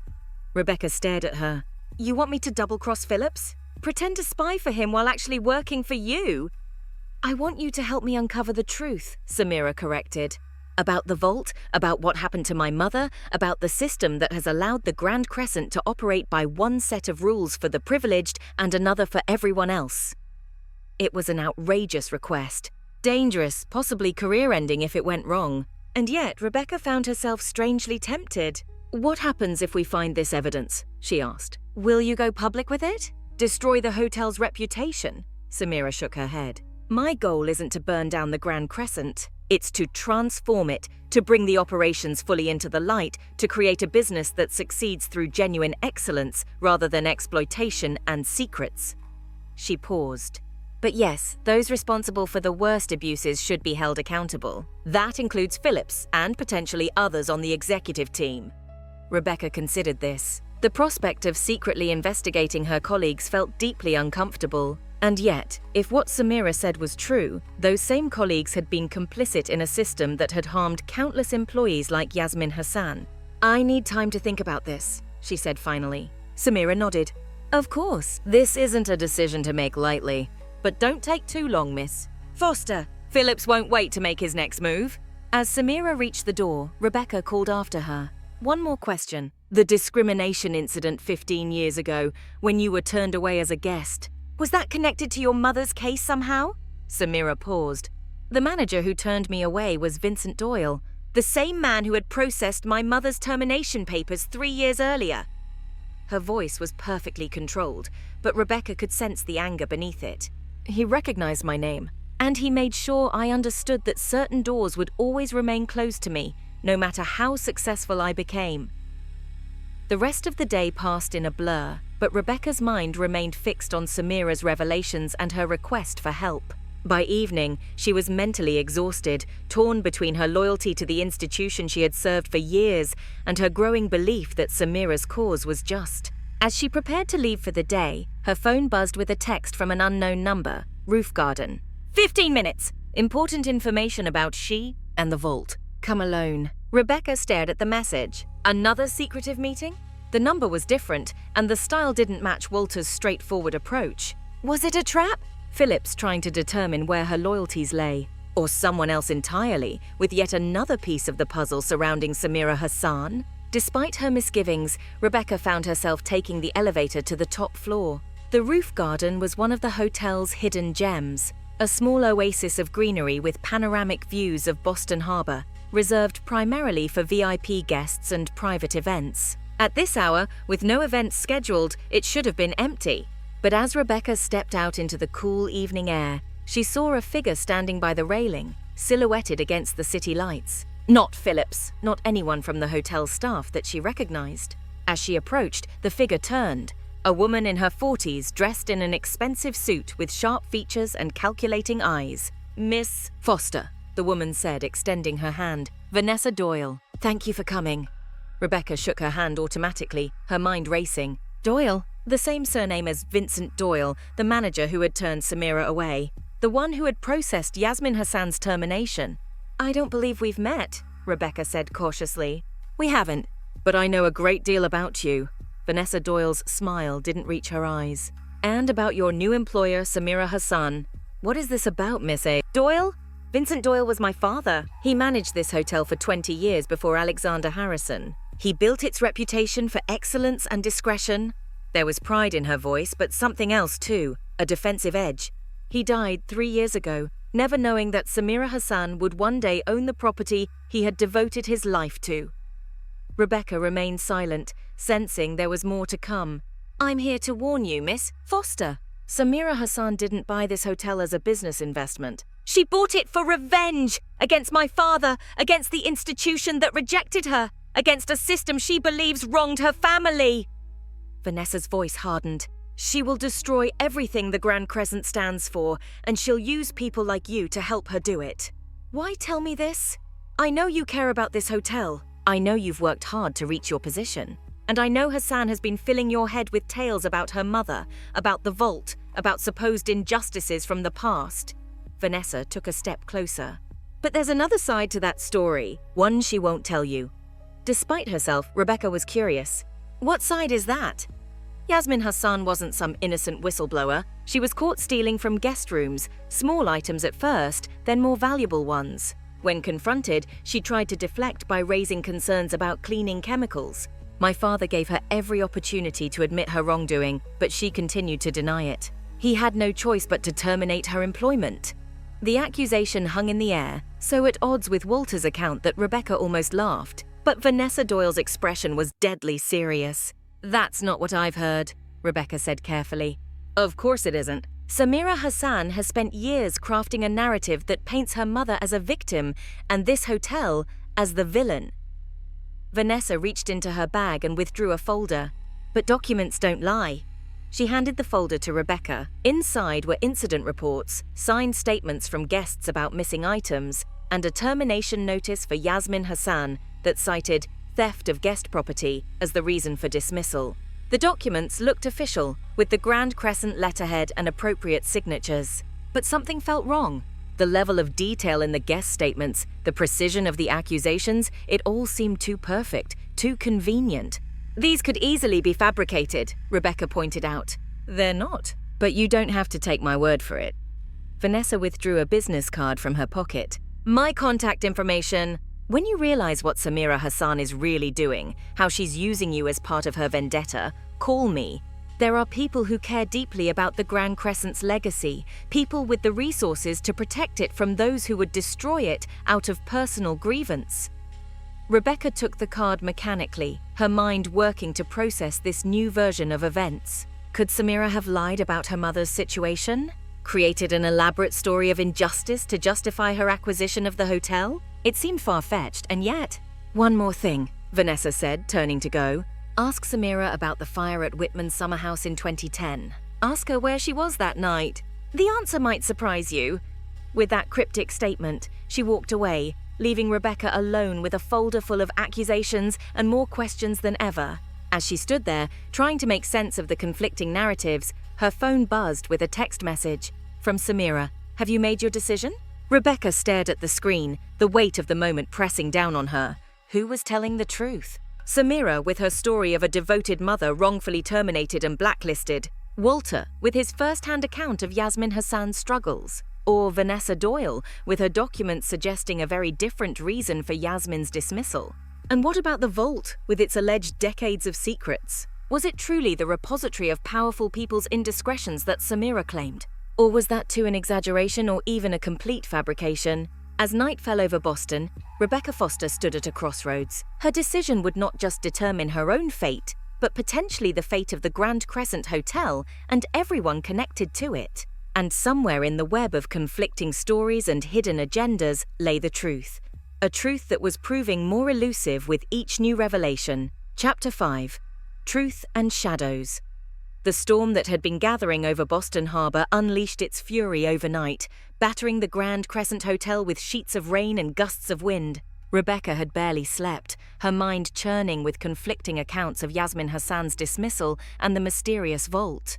Dawn broke grey and subdued as Rebecca made her way through the quiet lobby. She had arrived earlier than usual, determined to find some clarity before deciding about Samira's request. In her office, Rebecca spread out the documents Vanessa Doyle had given her, examining them more carefully. The incident reports detailing Yasmin's alleged theft were meticulous, with dates, room numbers, and detailed descriptions of missing items. Everything appeared legitimate, and yet something still felt wrong. If Yasmin Hassan had truly been caught stealing, why hadn't she been reported to the police? Why settle a wrongful termination lawsuit with someone who had committed theft? Rebecca's phone buzzed with a text from Samira. "My office, 9 a.m. We need to talk." The message was direct, without the usual courtesies. Had Samira somehow learned about Rebecca's meeting with Vanessa Doyle? Before meeting with Samira, she needed more information. If Yasmin Hassan's termination had been documented, there would be a personnel file somewhere in the hotel's records. Those records would contain the official reason for dismissal, performance reviews, any documented incidents, evidence that couldn't easily be fabricated after the fact. The HR department was located on the 3rd floor. At this hour, it was deserted. Rebecca used her keycard to access the main office, then proceeded to the records room at the back. The folder was thinner than she had expected. Opening it, Rebecca found basic employment documents, tax forms, performance reviews from Yasmin's earlier years. The reviews were consistently positive, describing her as hardworking, reliable, and attentive to detail. There was no mention of any disciplinary actions or concerns about theft. Then Rebecca came to a gap in the chronology. The file contained documentation up to 2004, then jumped to the termination paperwork from 2005. The performance reviews, incident reports, and other documents that should have covered the final months of Yasmin's employment were missing. "Looking for something specific?" Rebecca startled. Eliza Winters stood in the doorway, her expression coldly professional. The HR director had arrived early. "Eliza, I was just researching some historical staffing patterns." The lie sounded weak even to Rebecca's ears. In Yasmin Hassan's personnel file? Winters stepped into the room, closing the door behind her. An interesting choice for staffing research. Rebecca decided honesty might be her best option. I'm trying to understand what really happened to her. There are conflicting accounts and You're trying to decide whose side to take. Winters finished for her. Samira Hassan's or the hotel's? I understand. She gestured to the file in Rebecca's hands. But you won't find the answers you're looking for in there. That file was sanitized long ago. Sanitized, Rebecca echoed. You mean documents were removed? Winters nodded, her expression carefully neutral. After the settlement, Douglas Whitman ordered certain materials removed from Yasmin's file. Anything that might contradict the official narrative of her termination for performance issues. And what was the real reason she was fired? Winters hesitated, conflict evident in her face. It's complicated. Yasmin did raise concerns about the cleaning chemicals. That part is true, but there was more to it. She had been asking questions about certain guests, about access to the vault, about financial transactions that seemed unusual. She was investigating the vault operations, Rebecca realized. Not intentionally at first. She found documents while cleaning Whitman's office, documents he had carelessly left out. She didn't understand everything she saw, but she understood enough to be troubled by it. Winters moved to the window, looking out at the rain-soaked city. She came to me asking what she should do. I told her to forget what she had seen, to focus on her job. I told her nothing good would come from pursuing it. The admission was clearly painful for Winters. I was young, afraid for my own position. I chose self-preservation over doing what was right. So the theft accusations were fabricated? Rebecca asked. Yes and no. There had been items reported missing from certain guest rooms. Those things happen in any hotel. But there was never any evidence linking Yasmin to the thefts. Whitman simply saw an opportunity to discredit her, to create a reason for termination that wouldn't raise questions. Rebecca digested this information. Does Samira know all this? About your involvement? I don't know. She hasn't confronted me directly, but she watches me during meetings with a look that suggests she knows more than she's saying. Winters turned back to Rebecca. The question is, what will you do with this information? Before Rebecca could respond, her phone buzzed with another text from Samira. Where are you? I have to go, Rebecca said, returning the file to its drawer. Thank you for being honest with me. Winters caught her arm as she moved toward the door. Be careful, Rebecca. This situation is more complicated than it appears. There are powerful interests involved, people who would go to great lengths to protect the vault's secrets. Vanessa Doyle, Rebecca guessed. Surprise flickered across Winters' face. You've met her? Yes, Vanessa is involved, but she's merely a representative. The real power lies with the clients who have used the vault for decades, wealthy families, politicians, corporations. They have much to lose if certain information comes to light. Samira was standing at the window when Rebecca entered her office, looking out at the storm. She didn't turn immediately, and for a moment, Rebecca studied her silhouette against the grey sky. The graceful posture, the modest hijab, the hands clasped behind her back. You're late, Samira said finally, turning to face Rebecca. And you haven't answered my text from last night? I needed time, Rebecca replied, deciding that partial honesty was her safest approach. What you're asking me to do, to spy on Phillips, to help you investigate the vault, it's not a simple decision. No, it isn't, Samira agreed, gesturing for Rebecca to take a seat. But circumstances may have forced our hand. There was an attempted breach of the vault security system last night. This was unexpected. A break-in? Here? Not a physical break-in, a cyber attack on the security protocols, trying to access the digital locks. Samira's voice was calm, but Rebecca sensed tension beneath the surface. It was sophisticated, well-planned, and it came from within the hotel's network. You think it was Phillips? Perhaps, or someone working with him. Samira sat down across from Rebecca. They're growing desperate, which means they believe I'm close to finding what I'm looking for. Rebecca hesitated, then decided to push further. And what exactly are you looking for in the vault, Miss Hassan? Is it evidence of your mother's wrongful termination? Or something more? Samira's eyes narrowed slightly. You've been busy this morning, Miss Foster. First the HR files, now these questions. Should I be concerned about your sudden interest in the vault's secrets? So Samira knew about her visit to the HR department. Rebecca felt a chill, wondering what else Samira might be monitoring. I'm trying to understand what I'm potentially involving myself in. You've asked me to take sides in what appears to be a complex situation with a long history. Fair enough.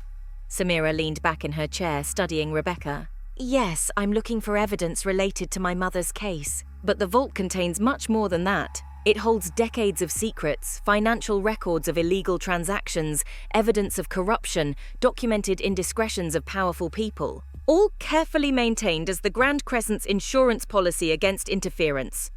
And what do you intend to do with these secrets if you find them? Create accountability, Samira said simply. Not public exposure. That would harm too many innocent people, but private reckonings where necessary. And a complete dismantling of the system that allowed such abuses to occur. Rebecca considered this. I met with Vanessa Doyle last night. The admission hung in the air. Samira's expression didn't change, but something flickered in her eyes, a momentary hardness that vanished almost as quickly as it appeared. Vincent Doyle's daughter. I wondered when she would make contact. Samira's voice remained even. What did she tell you? That your mother was fired for stealing from guest rooms.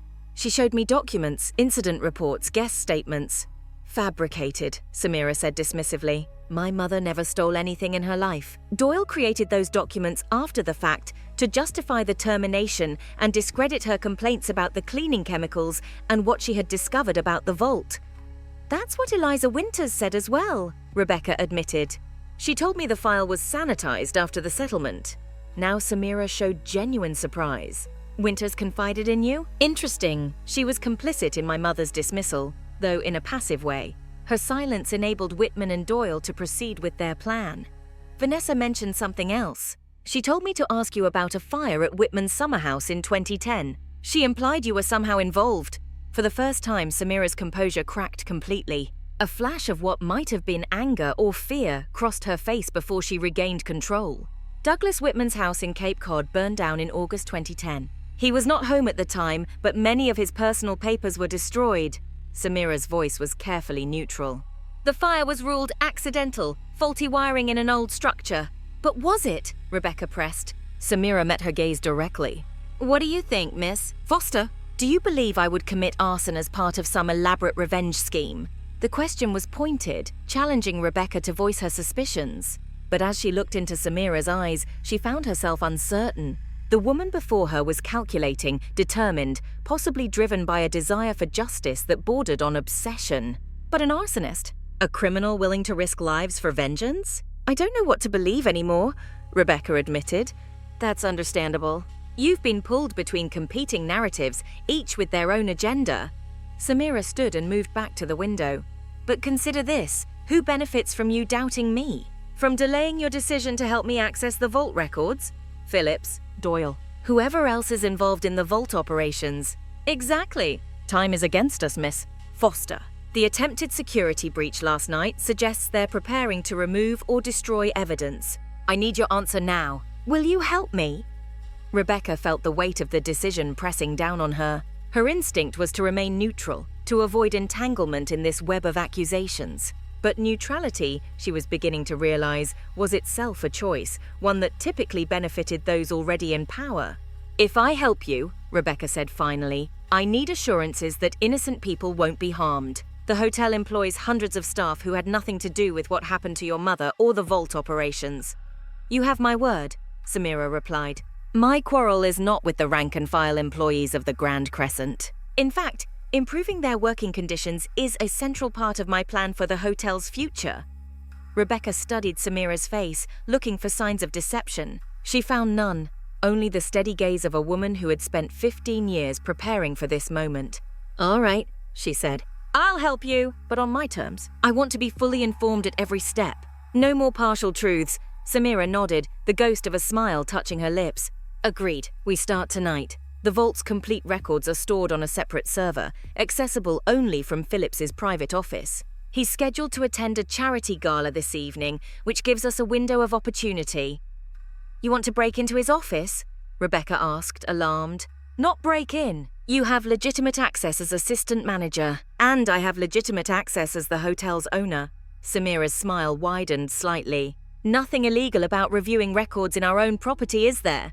The plan was audacious, but technically within the boundaries of their authority. Still, Rebecca felt a flutter of anxiety. And once we access these records, what then? Then we'll have the evidence needed to end the vault's shadow operations once and for all. To hold accountable those who profited from secrecy and exploitation. Samira's expression grew serious. And to finally give my mother the justice she deserved. The charity gala was being held at the Boston Museum of Fine Arts, ensuring that Phillips and most of the executive team would be absent until after midnight. Samira had declined her invitation, citing work commitments, while Rebecca hadn't been invited at all, a reminder of her place in the hotel's hierarchy. They met in Samira's suite at 9 o'clock. Samira had changed from her usual modest business attire into black pants and a dark sweater, her hijab replaced by a simple black scarf. "Ready?" Samira asked, closing her laptop. Rebecca nodded, trying to project more confidence than she felt. "Phillips's office is on the executive floor. My keycard will give us access, but there may be security cameras." "Already taken care of." "The cameras on the executive floor are experiencing technical difficulties for the next 2 hours, part of a scheduled system upgrade that I authorized this afternoon." Rebecca raised an eyebrow. "You've done this before, haven't you? Breaking into offices? No. Planning meticulously? Always." Samira checked her watch. "Let's go."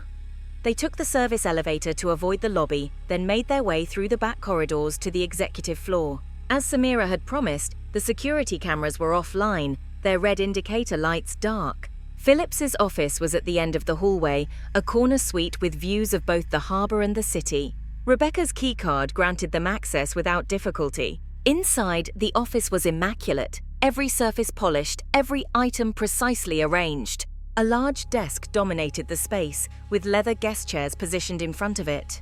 Bookshelves lined one wall, filled with financial texts and hospitality industry references. "Where would he keep the vault records?" Rebecca asked, looking around. "Not in plain sight," Samira replied, moving directly to the desk. "Phillips is nothing if not cautious. The records will be on a separate system, accessible only with specific credentials."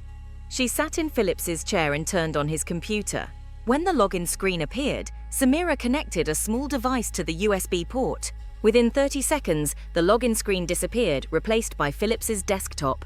"That's impressive," Rebecca said, unnerved by the ease with which Samira had bypassed the security. "Citadel develops cybersecurity software," Samira reminded her. "We understand vulnerabilities better than most." She navigated through folders and systems with practiced efficiency, eventually accessing a hidden directory that wasn't visible in the standard file explorer. "Here we are," she murmured.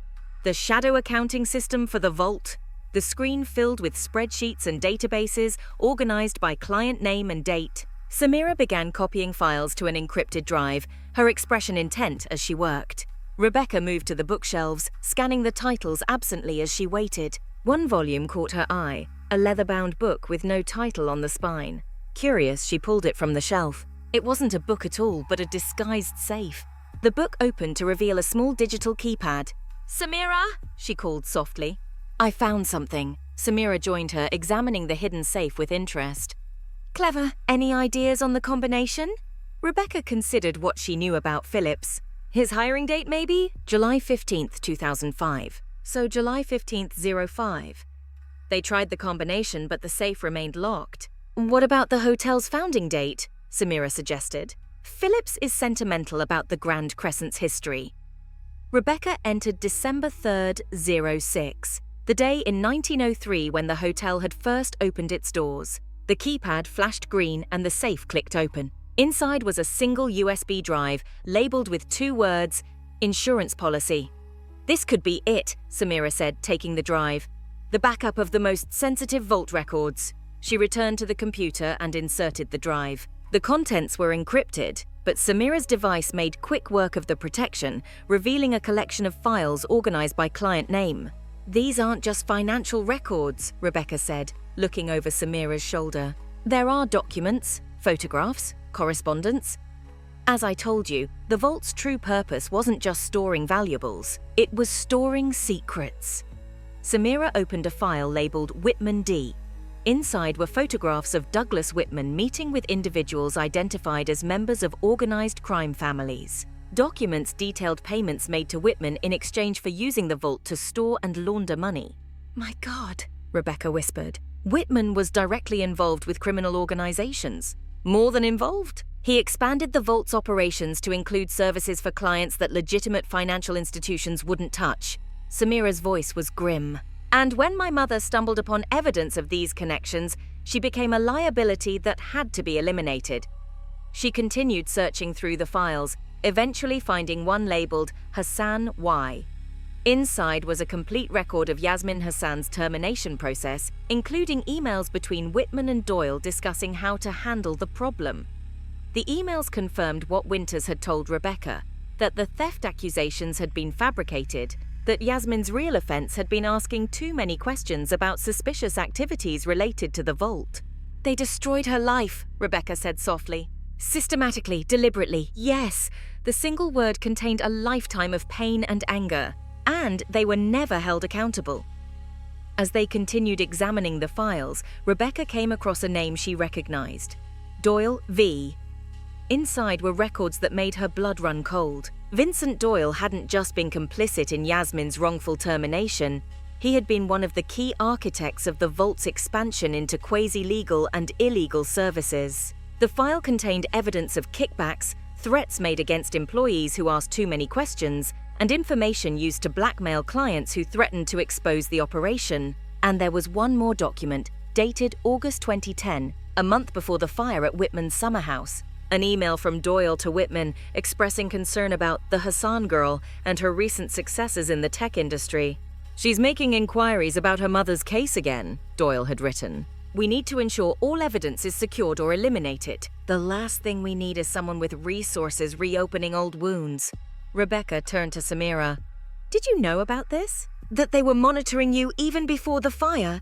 Samira's expression was unreadable. "I suspected as much. I had hired a private investigator to look into my mother's case again once I had the financial means to do so. Apparently they noticed." "And the fire at Whitman's house?" "The timing is suspicious." For a long moment, Samira was silent. When she finally spoke, her voice was quiet but steady. "I had nothing to do with that fire, Rebecca." "Not directly." The qualification hung in the air between them. "Not directly. What does that mean?" Rebecca asked. Before Samira could answer, they heard the sound of the office door opening. They froze, staring at each other in alarm. Phillips wasn't supposed to return until after midnight. But it wasn't Phillips who stepped into the office. It was Thomas, the front desk manager, with Gregory Phillips close behind him. And in Phillips's hand was a gun. "Well, well," Phillips said, his voice cold. "It seems my concerns about our new owner were justified after all." Rebecca's mind raced, trying to process the immediate danger. "Greg, what are you doing?" "Put that away before someone gets hurt." "Shut up, Rebecca!" Phillips snapped. "You've made your choice clear enough. Conspiring with her, breaking into my office, accessing private files." He gestured with the gun. "Both of you, step away from the computer. Now!" Samira stood slowly, her expression calm despite the weapon pointed at her. "This is unnecessary, Mr. Phillips. As the owner of this hotel, I have every right to review its records, including those related to the vault operations. You have no right to destroy decades of carefully managed arrangements," Phillips retorted. "Do you have any idea what will happen if these files become public? How many lives will be ruined? How many careers ended?" "I'm more concerned with the lives already ruined by those carefully managed arrangements," Samira replied, her voice steady. "Like my mother's." Phillips's expression hardened. Yasmin Hassan was an unfortunate case. She should have minded her own business, just as you should have. The vault has served its purpose for generations, providing security and discretion for clients who need it. Yes, there have been excesses. Yes, certain individuals like Whitman and Doyle took things too far. But the fundamental service is valuable and necessary. "Necessary for whom?" Rebecca asked. "For criminals laundering money? For powerful men hiding their indiscretions? For corporations concealing illegal activities?" "The world isn't as black and white as you'd like to believe, Rebecca," Phillips said. "Many of our vault clients are simply protecting legitimate privacy interests in an increasingly intrusive society. But regardless of your moral judgments, this ends now." He turned to Thomas. "Take their phones, then escort Miss Hassan to the service entrance. Our associates will be waiting to ensure she reaches her next destination safely." Rebecca felt a chill at the implied threat. "What are you planning to do with her?" "Nothing permanent," Phillips assured her. "Miss, Hassan will simply be taking an unannounced vacation until certain matters are resolved. Her sudden absence will be attributed to a family emergency." Samira's calm facade never faltered. You're making a serious mistake, Mr. Phillips. One that will have consequences far beyond what you can imagine. The mistake was yours, Miss. Hassan, you should have been satisfied with your technology empire instead of pursuing a vendetta against this hotel. Phillips gestured with the gun again. Now, step away from the computer, both of you. Rebecca moved slowly, her mind working frantically to find a way out of this situation. Thomas approached to take their phones, looking uncomfortable but determined. As he reached for Samira's phone, she pressed something in her pocket. Instantly, the lights in the office went out, plunging the room into darkness. In the confusion that followed, Rebecca heard a shout, a thud, and what sounded like a struggle. She dropped to the floor, trying to stay out of the line of fire if Phillips panicked and discharged his weapon. The emergency lights came on moments later, casting an eerie glow over the scene. Thomas was on the floor, unconscious. Phillips was backed against the wall, his gun now in Samira's steady hand. "How did you—" Rebecca began. "I came prepared," Samira said simply. "The power outage was a contingency measure I arranged in case we were interrupted." Phillips glared at her, his composure finally cracking. "You won't get away with this. There are others involved, powerful people who will ensure you're stopped." "You mean people like the Doyle family? The clients who use the vault for illegal purposes? The executives who've profited from this arrangement for decades?" Samira smiled thinly.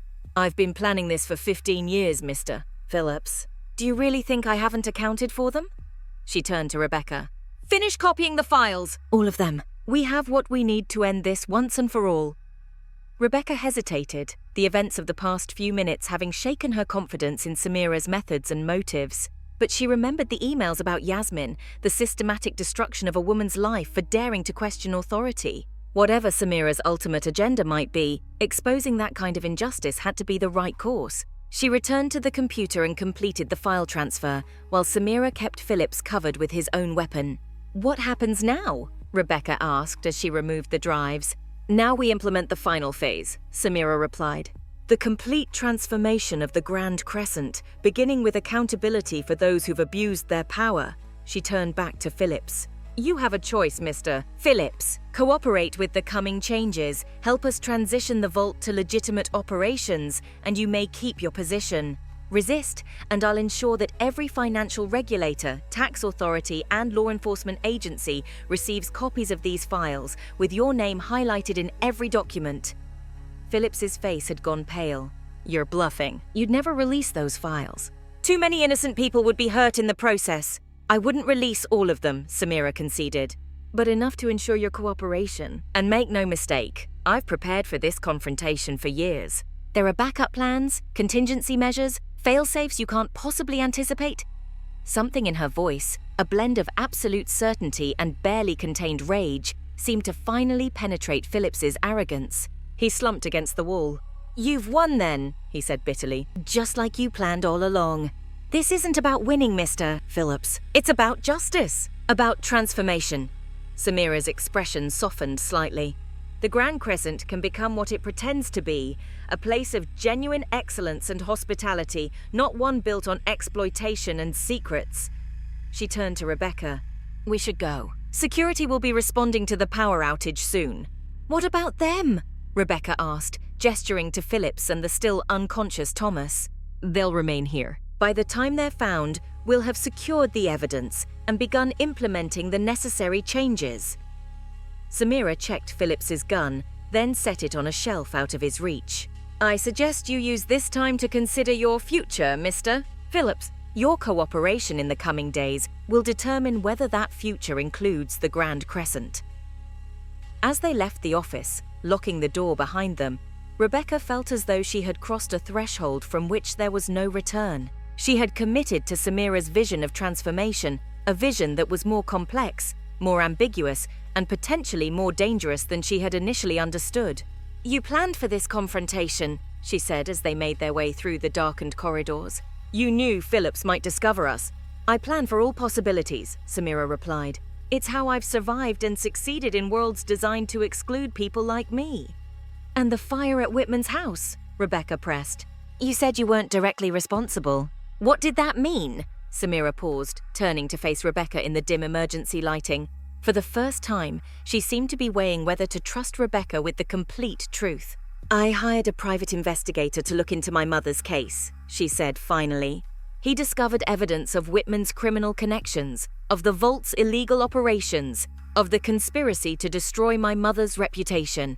I confronted Whitman with this evidence, demanded an admission of wrongdoing and compensation for my mother's suffering. And he refused, Rebecca guessed. Worse, he laughed, said no one would believe the daughter of a discredited housekeeper over the respected manager of the Grand Crescent. Something dark flickered in Samira's eyes. I warned him that the truth would come out eventually, that justice would find him one way or another. A week later, his house burned down. The investigation ruled it accidental, faulty wiring. But it wasn't an accident, Rebecca said softly. I've never been able to prove otherwise, Samira replied carefully. And I certainly never instructed anyone to set that fire. The implication hung between them, that someone, perhaps the private investigator or another ally, had taken matters into their own hands after hearing about Whitman's response to Samira's confrontation. Does it matter now? Samira asked. Whitman wasn't harmed. Only his papers were destroyed, papers that might have implicated him and others in criminal activities. It matters, Rebecca insisted. The means by which we pursue justice matter just as much as the justice itself. Samira studied her for a long moment. You still see the world in absolutes, miss? Foster. Perhaps that's admirable. But my experience has taught me that sometimes the pursuit of justice requires compromises, decisions that exist in moral grey areas. Like breaking into offices, disabling security systems, threatening people with exposure of their secrets. If necessary, yes. Samira's voice was unapologetic. The systems that protect the powerful are designed to be impenetrable through conventional means. Sometimes one must fight fire with fire. They had reached Samira's suite. Inside, Samira connected the drives to her laptop, beginning the process of organizing and securing the evidence they had gathered. What happens now? Rebecca asked, still troubled by the events in Philip's office and Samira's ambiguous response about the fire. Phase 2 begins, Samira replied, her focus on the computer screen. The transformation of the Grand Crescent into what it always claimed to be, a place of genuine excellence, where every guest is treated with equal respect and every employee is valued for their contribution. And the vault? It will be audited, its operations brought into full compliance with financial regulations. Clients using it for legitimate purposes will be unaffected. Those using it for illegal activities will be given a choice, withdraw their assets discreetly or face the consequences of exposure. It was a pragmatic approach, balancing justice with practicality. Rebecca found herself nodding despite her lingering concerns. And my role in all this? She asked. Samira looked up from her computer, her expression softening. That depends on you, Miss Foster. You've shown courage and integrity tonight, despite your initial prejudices. The Grand Crescent needs leaders like you, people who can recognize their mistakes and work to correct them. The offer was clear, a place in the transformed hotel, a chance to be part of building something better than what had come before. I need time to think, Rebecca said. Tonight has been illuminating in more ways than one. Of course. Samira returned to her work. Take all the time you need. But remember, Miss Foster, sometimes in life we must choose a side. Neutrality in the face of injustice is itself a choice.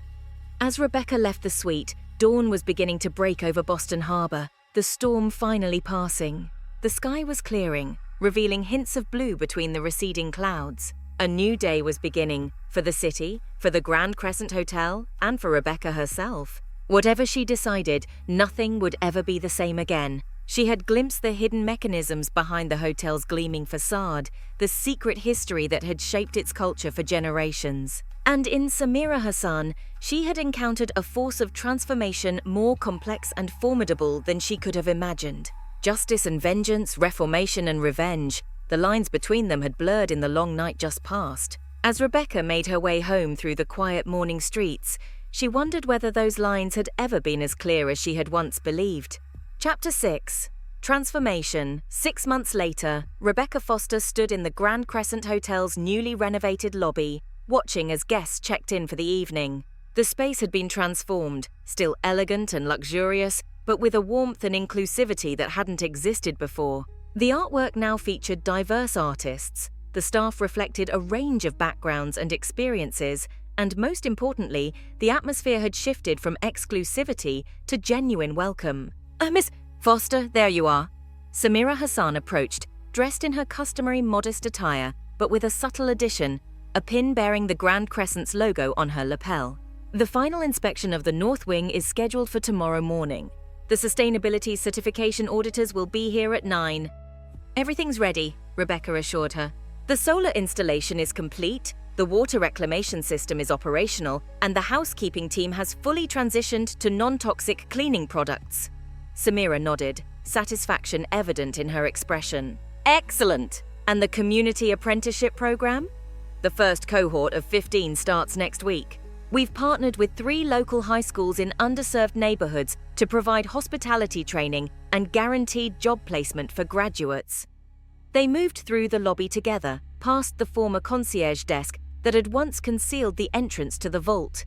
That space had been repurposed, the vault itself transformed into a legitimate security service that adhered to all financial regulations. The shadow accounting system was gone, along with the secret files that had given the hotel leverage over its wealthy clients. The transition hadn't been smooth. Phillips had resigned rather than adapt to the new paradigm, along with several other executives who had been complicit in the vault's questionable operations. Vanessa Doyle had attempted to mount a legal challenge to Samira's ownership, claiming the acquisition had been conducted under false pretenses. But her case had fallen apart when evidence emerged of her father's misconduct during his tenure as manager.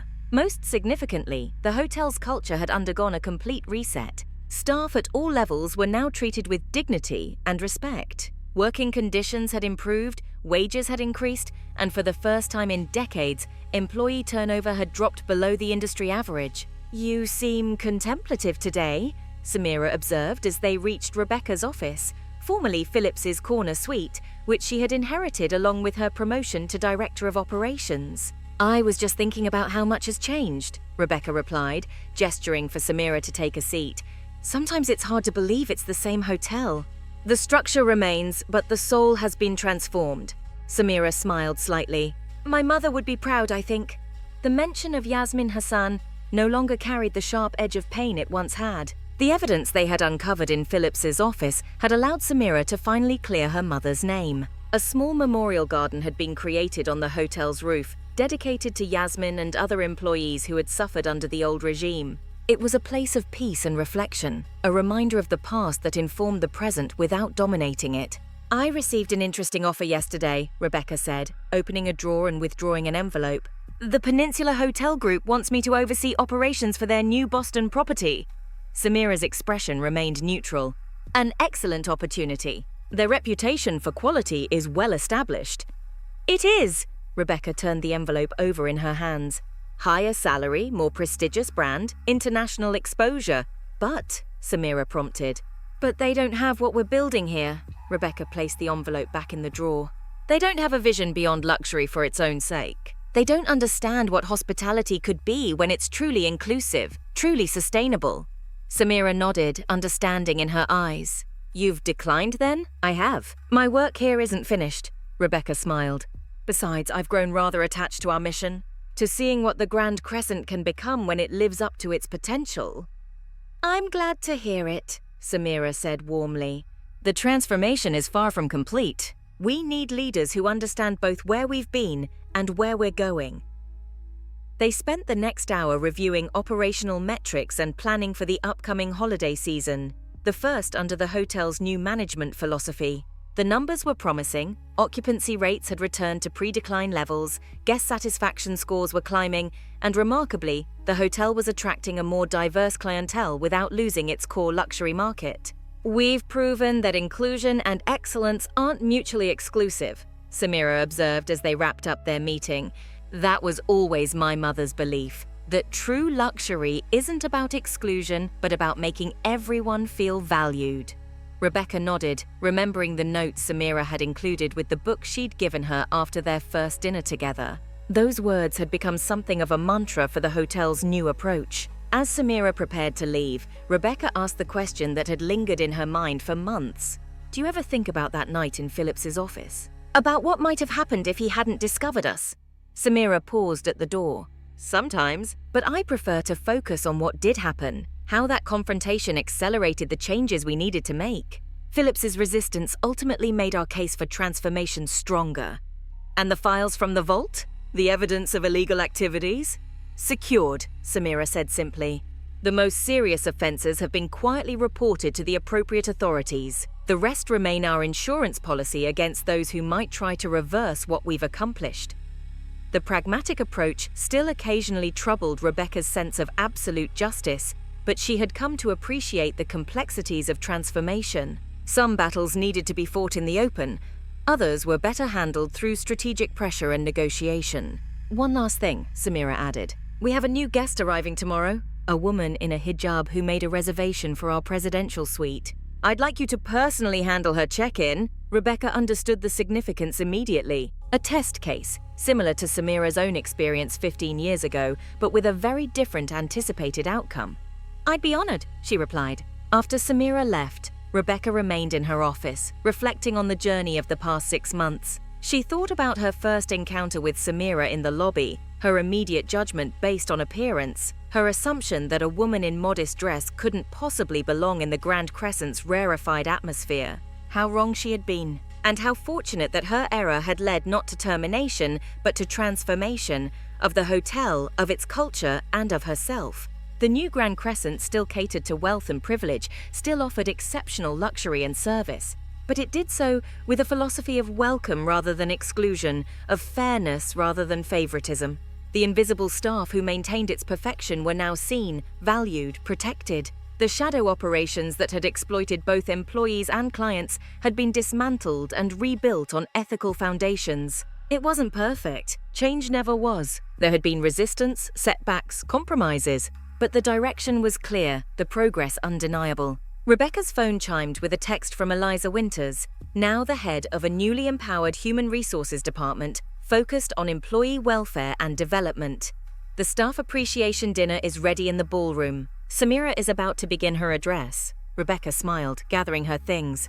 The quarterly staff appreciation events had been one of Samira's first initiatives. Gatherings where everyone from housekeepers to executives shared a meal together, celebrating achievements and discussing challenges as equals. In the elegantly appointed ballroom, tables had been arranged to intermingle staff from different departments. Rebecca took her place beside Walter Gaines, who had been promoted to facilities director in recognition of his decades of dedication to the hotel. "Never thought I'd see a day like this," the older man commented, gesturing to the room where executives served themselves from the same buffet as housekeepers and bellhops. "Yasmin would have loved it. She helped create it," Rebecca replied. "Through Samira." At the front of the room, Samira stepped to the microphone. She wore a deep blue hijab for the occasion, paired with a simple but elegant suit. Her presence commanded attention without demanding it, a quiet authority that Rebecca had come to deeply respect. "Good evening, everyone," Samira began. 6 months ago, we embarked on a journey to transform the Grand Crescent into a place where excellence and inclusion work hand in hand, where luxury is defined not by exclusivity, but by making every person who walks through our doors, guest or employee, feel valued. She paused, her gaze sweeping across the room. That transformation is ongoing. It will never be complete because improvement is a continuous process, not a destination. But today, I want to acknowledge how far we've already come. Samira proceeded to recognize teams and individuals who had embraced and advanced the hotel's new vision. She spoke of improved working conditions, of sustainability initiatives, of community partnerships that were changing perceptions of the Grand Crescent throughout Boston. "This is not merely about doing good," she emphasized. "It's about doing better. Our increased occupancy rates, higher guest satisfaction scores, and improved staff retention all demonstrate that ethical practices and business success are not opposing forces, but complementary ones."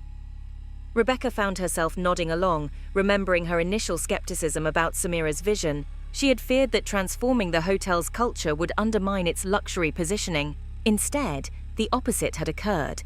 The Grand Crescent had become more desirable precisely because it offered something beyond material opulence. It offered authenticity, purpose, and genuine hospitality that extended to everyone, not just those with the right appearance or background. "Finally," Samira said, her voice softening, "I want to share something personal. Many of you know that my mother, Yasmin Hassan, worked at this hotel for 20 years. What you may not know is that her dream was for me to receive the education she never had, to have opportunities she was denied, to walk through doors that remained closed to her. The room had grown completely still, every person present hanging on Samira's words. I stand before you today as the fulfillment of that dream. But more importantly, we stand together as the embodiment of what the Grand Crescent can be when it honors the contributions of every person who makes its excellence possible. When it recognizes that a housekeeper's dignity is just as important as a CEO's comfort. When it understands that true luxury is not about exclusion, but about making everyone feel valued. As applause filled the room, Rebecca felt a profound sense of rightness, of being exactly where she needed to be, doing exactly what she was meant to do. The past 6 months hadn't erased the Grand Crescent's complicated history, but they had begun to redeem it, to transform it into something that honored its heritage while creating a more just and inclusive future. Tomorrow, a woman in a hijab would walk into the lobby asking for the presidential suite, and she would be welcomed with the respect and dignity she deserved. It was a small thing, perhaps, in the grand scheme of global inequities, but it represented something profound, the possibility of change, of growth, of transformation. As the applause died down and Samira invited everyone to enjoy the meal, Rebecca caught her eye across the room. No words were needed between them. They had forged an unlikely alliance that had evolved into genuine respect and perhaps even friendship. Different in background, in style, in approach, but united in their commitment to creating something better than what had come before. Outside the hotel windows, the lights of Boston Harbor glittered on the water, beautiful and clear. No longer distorted by storms, they illuminated the path forward, for the Grand Crescent, for its people, and for the continuing journey of transformation that had only just begun.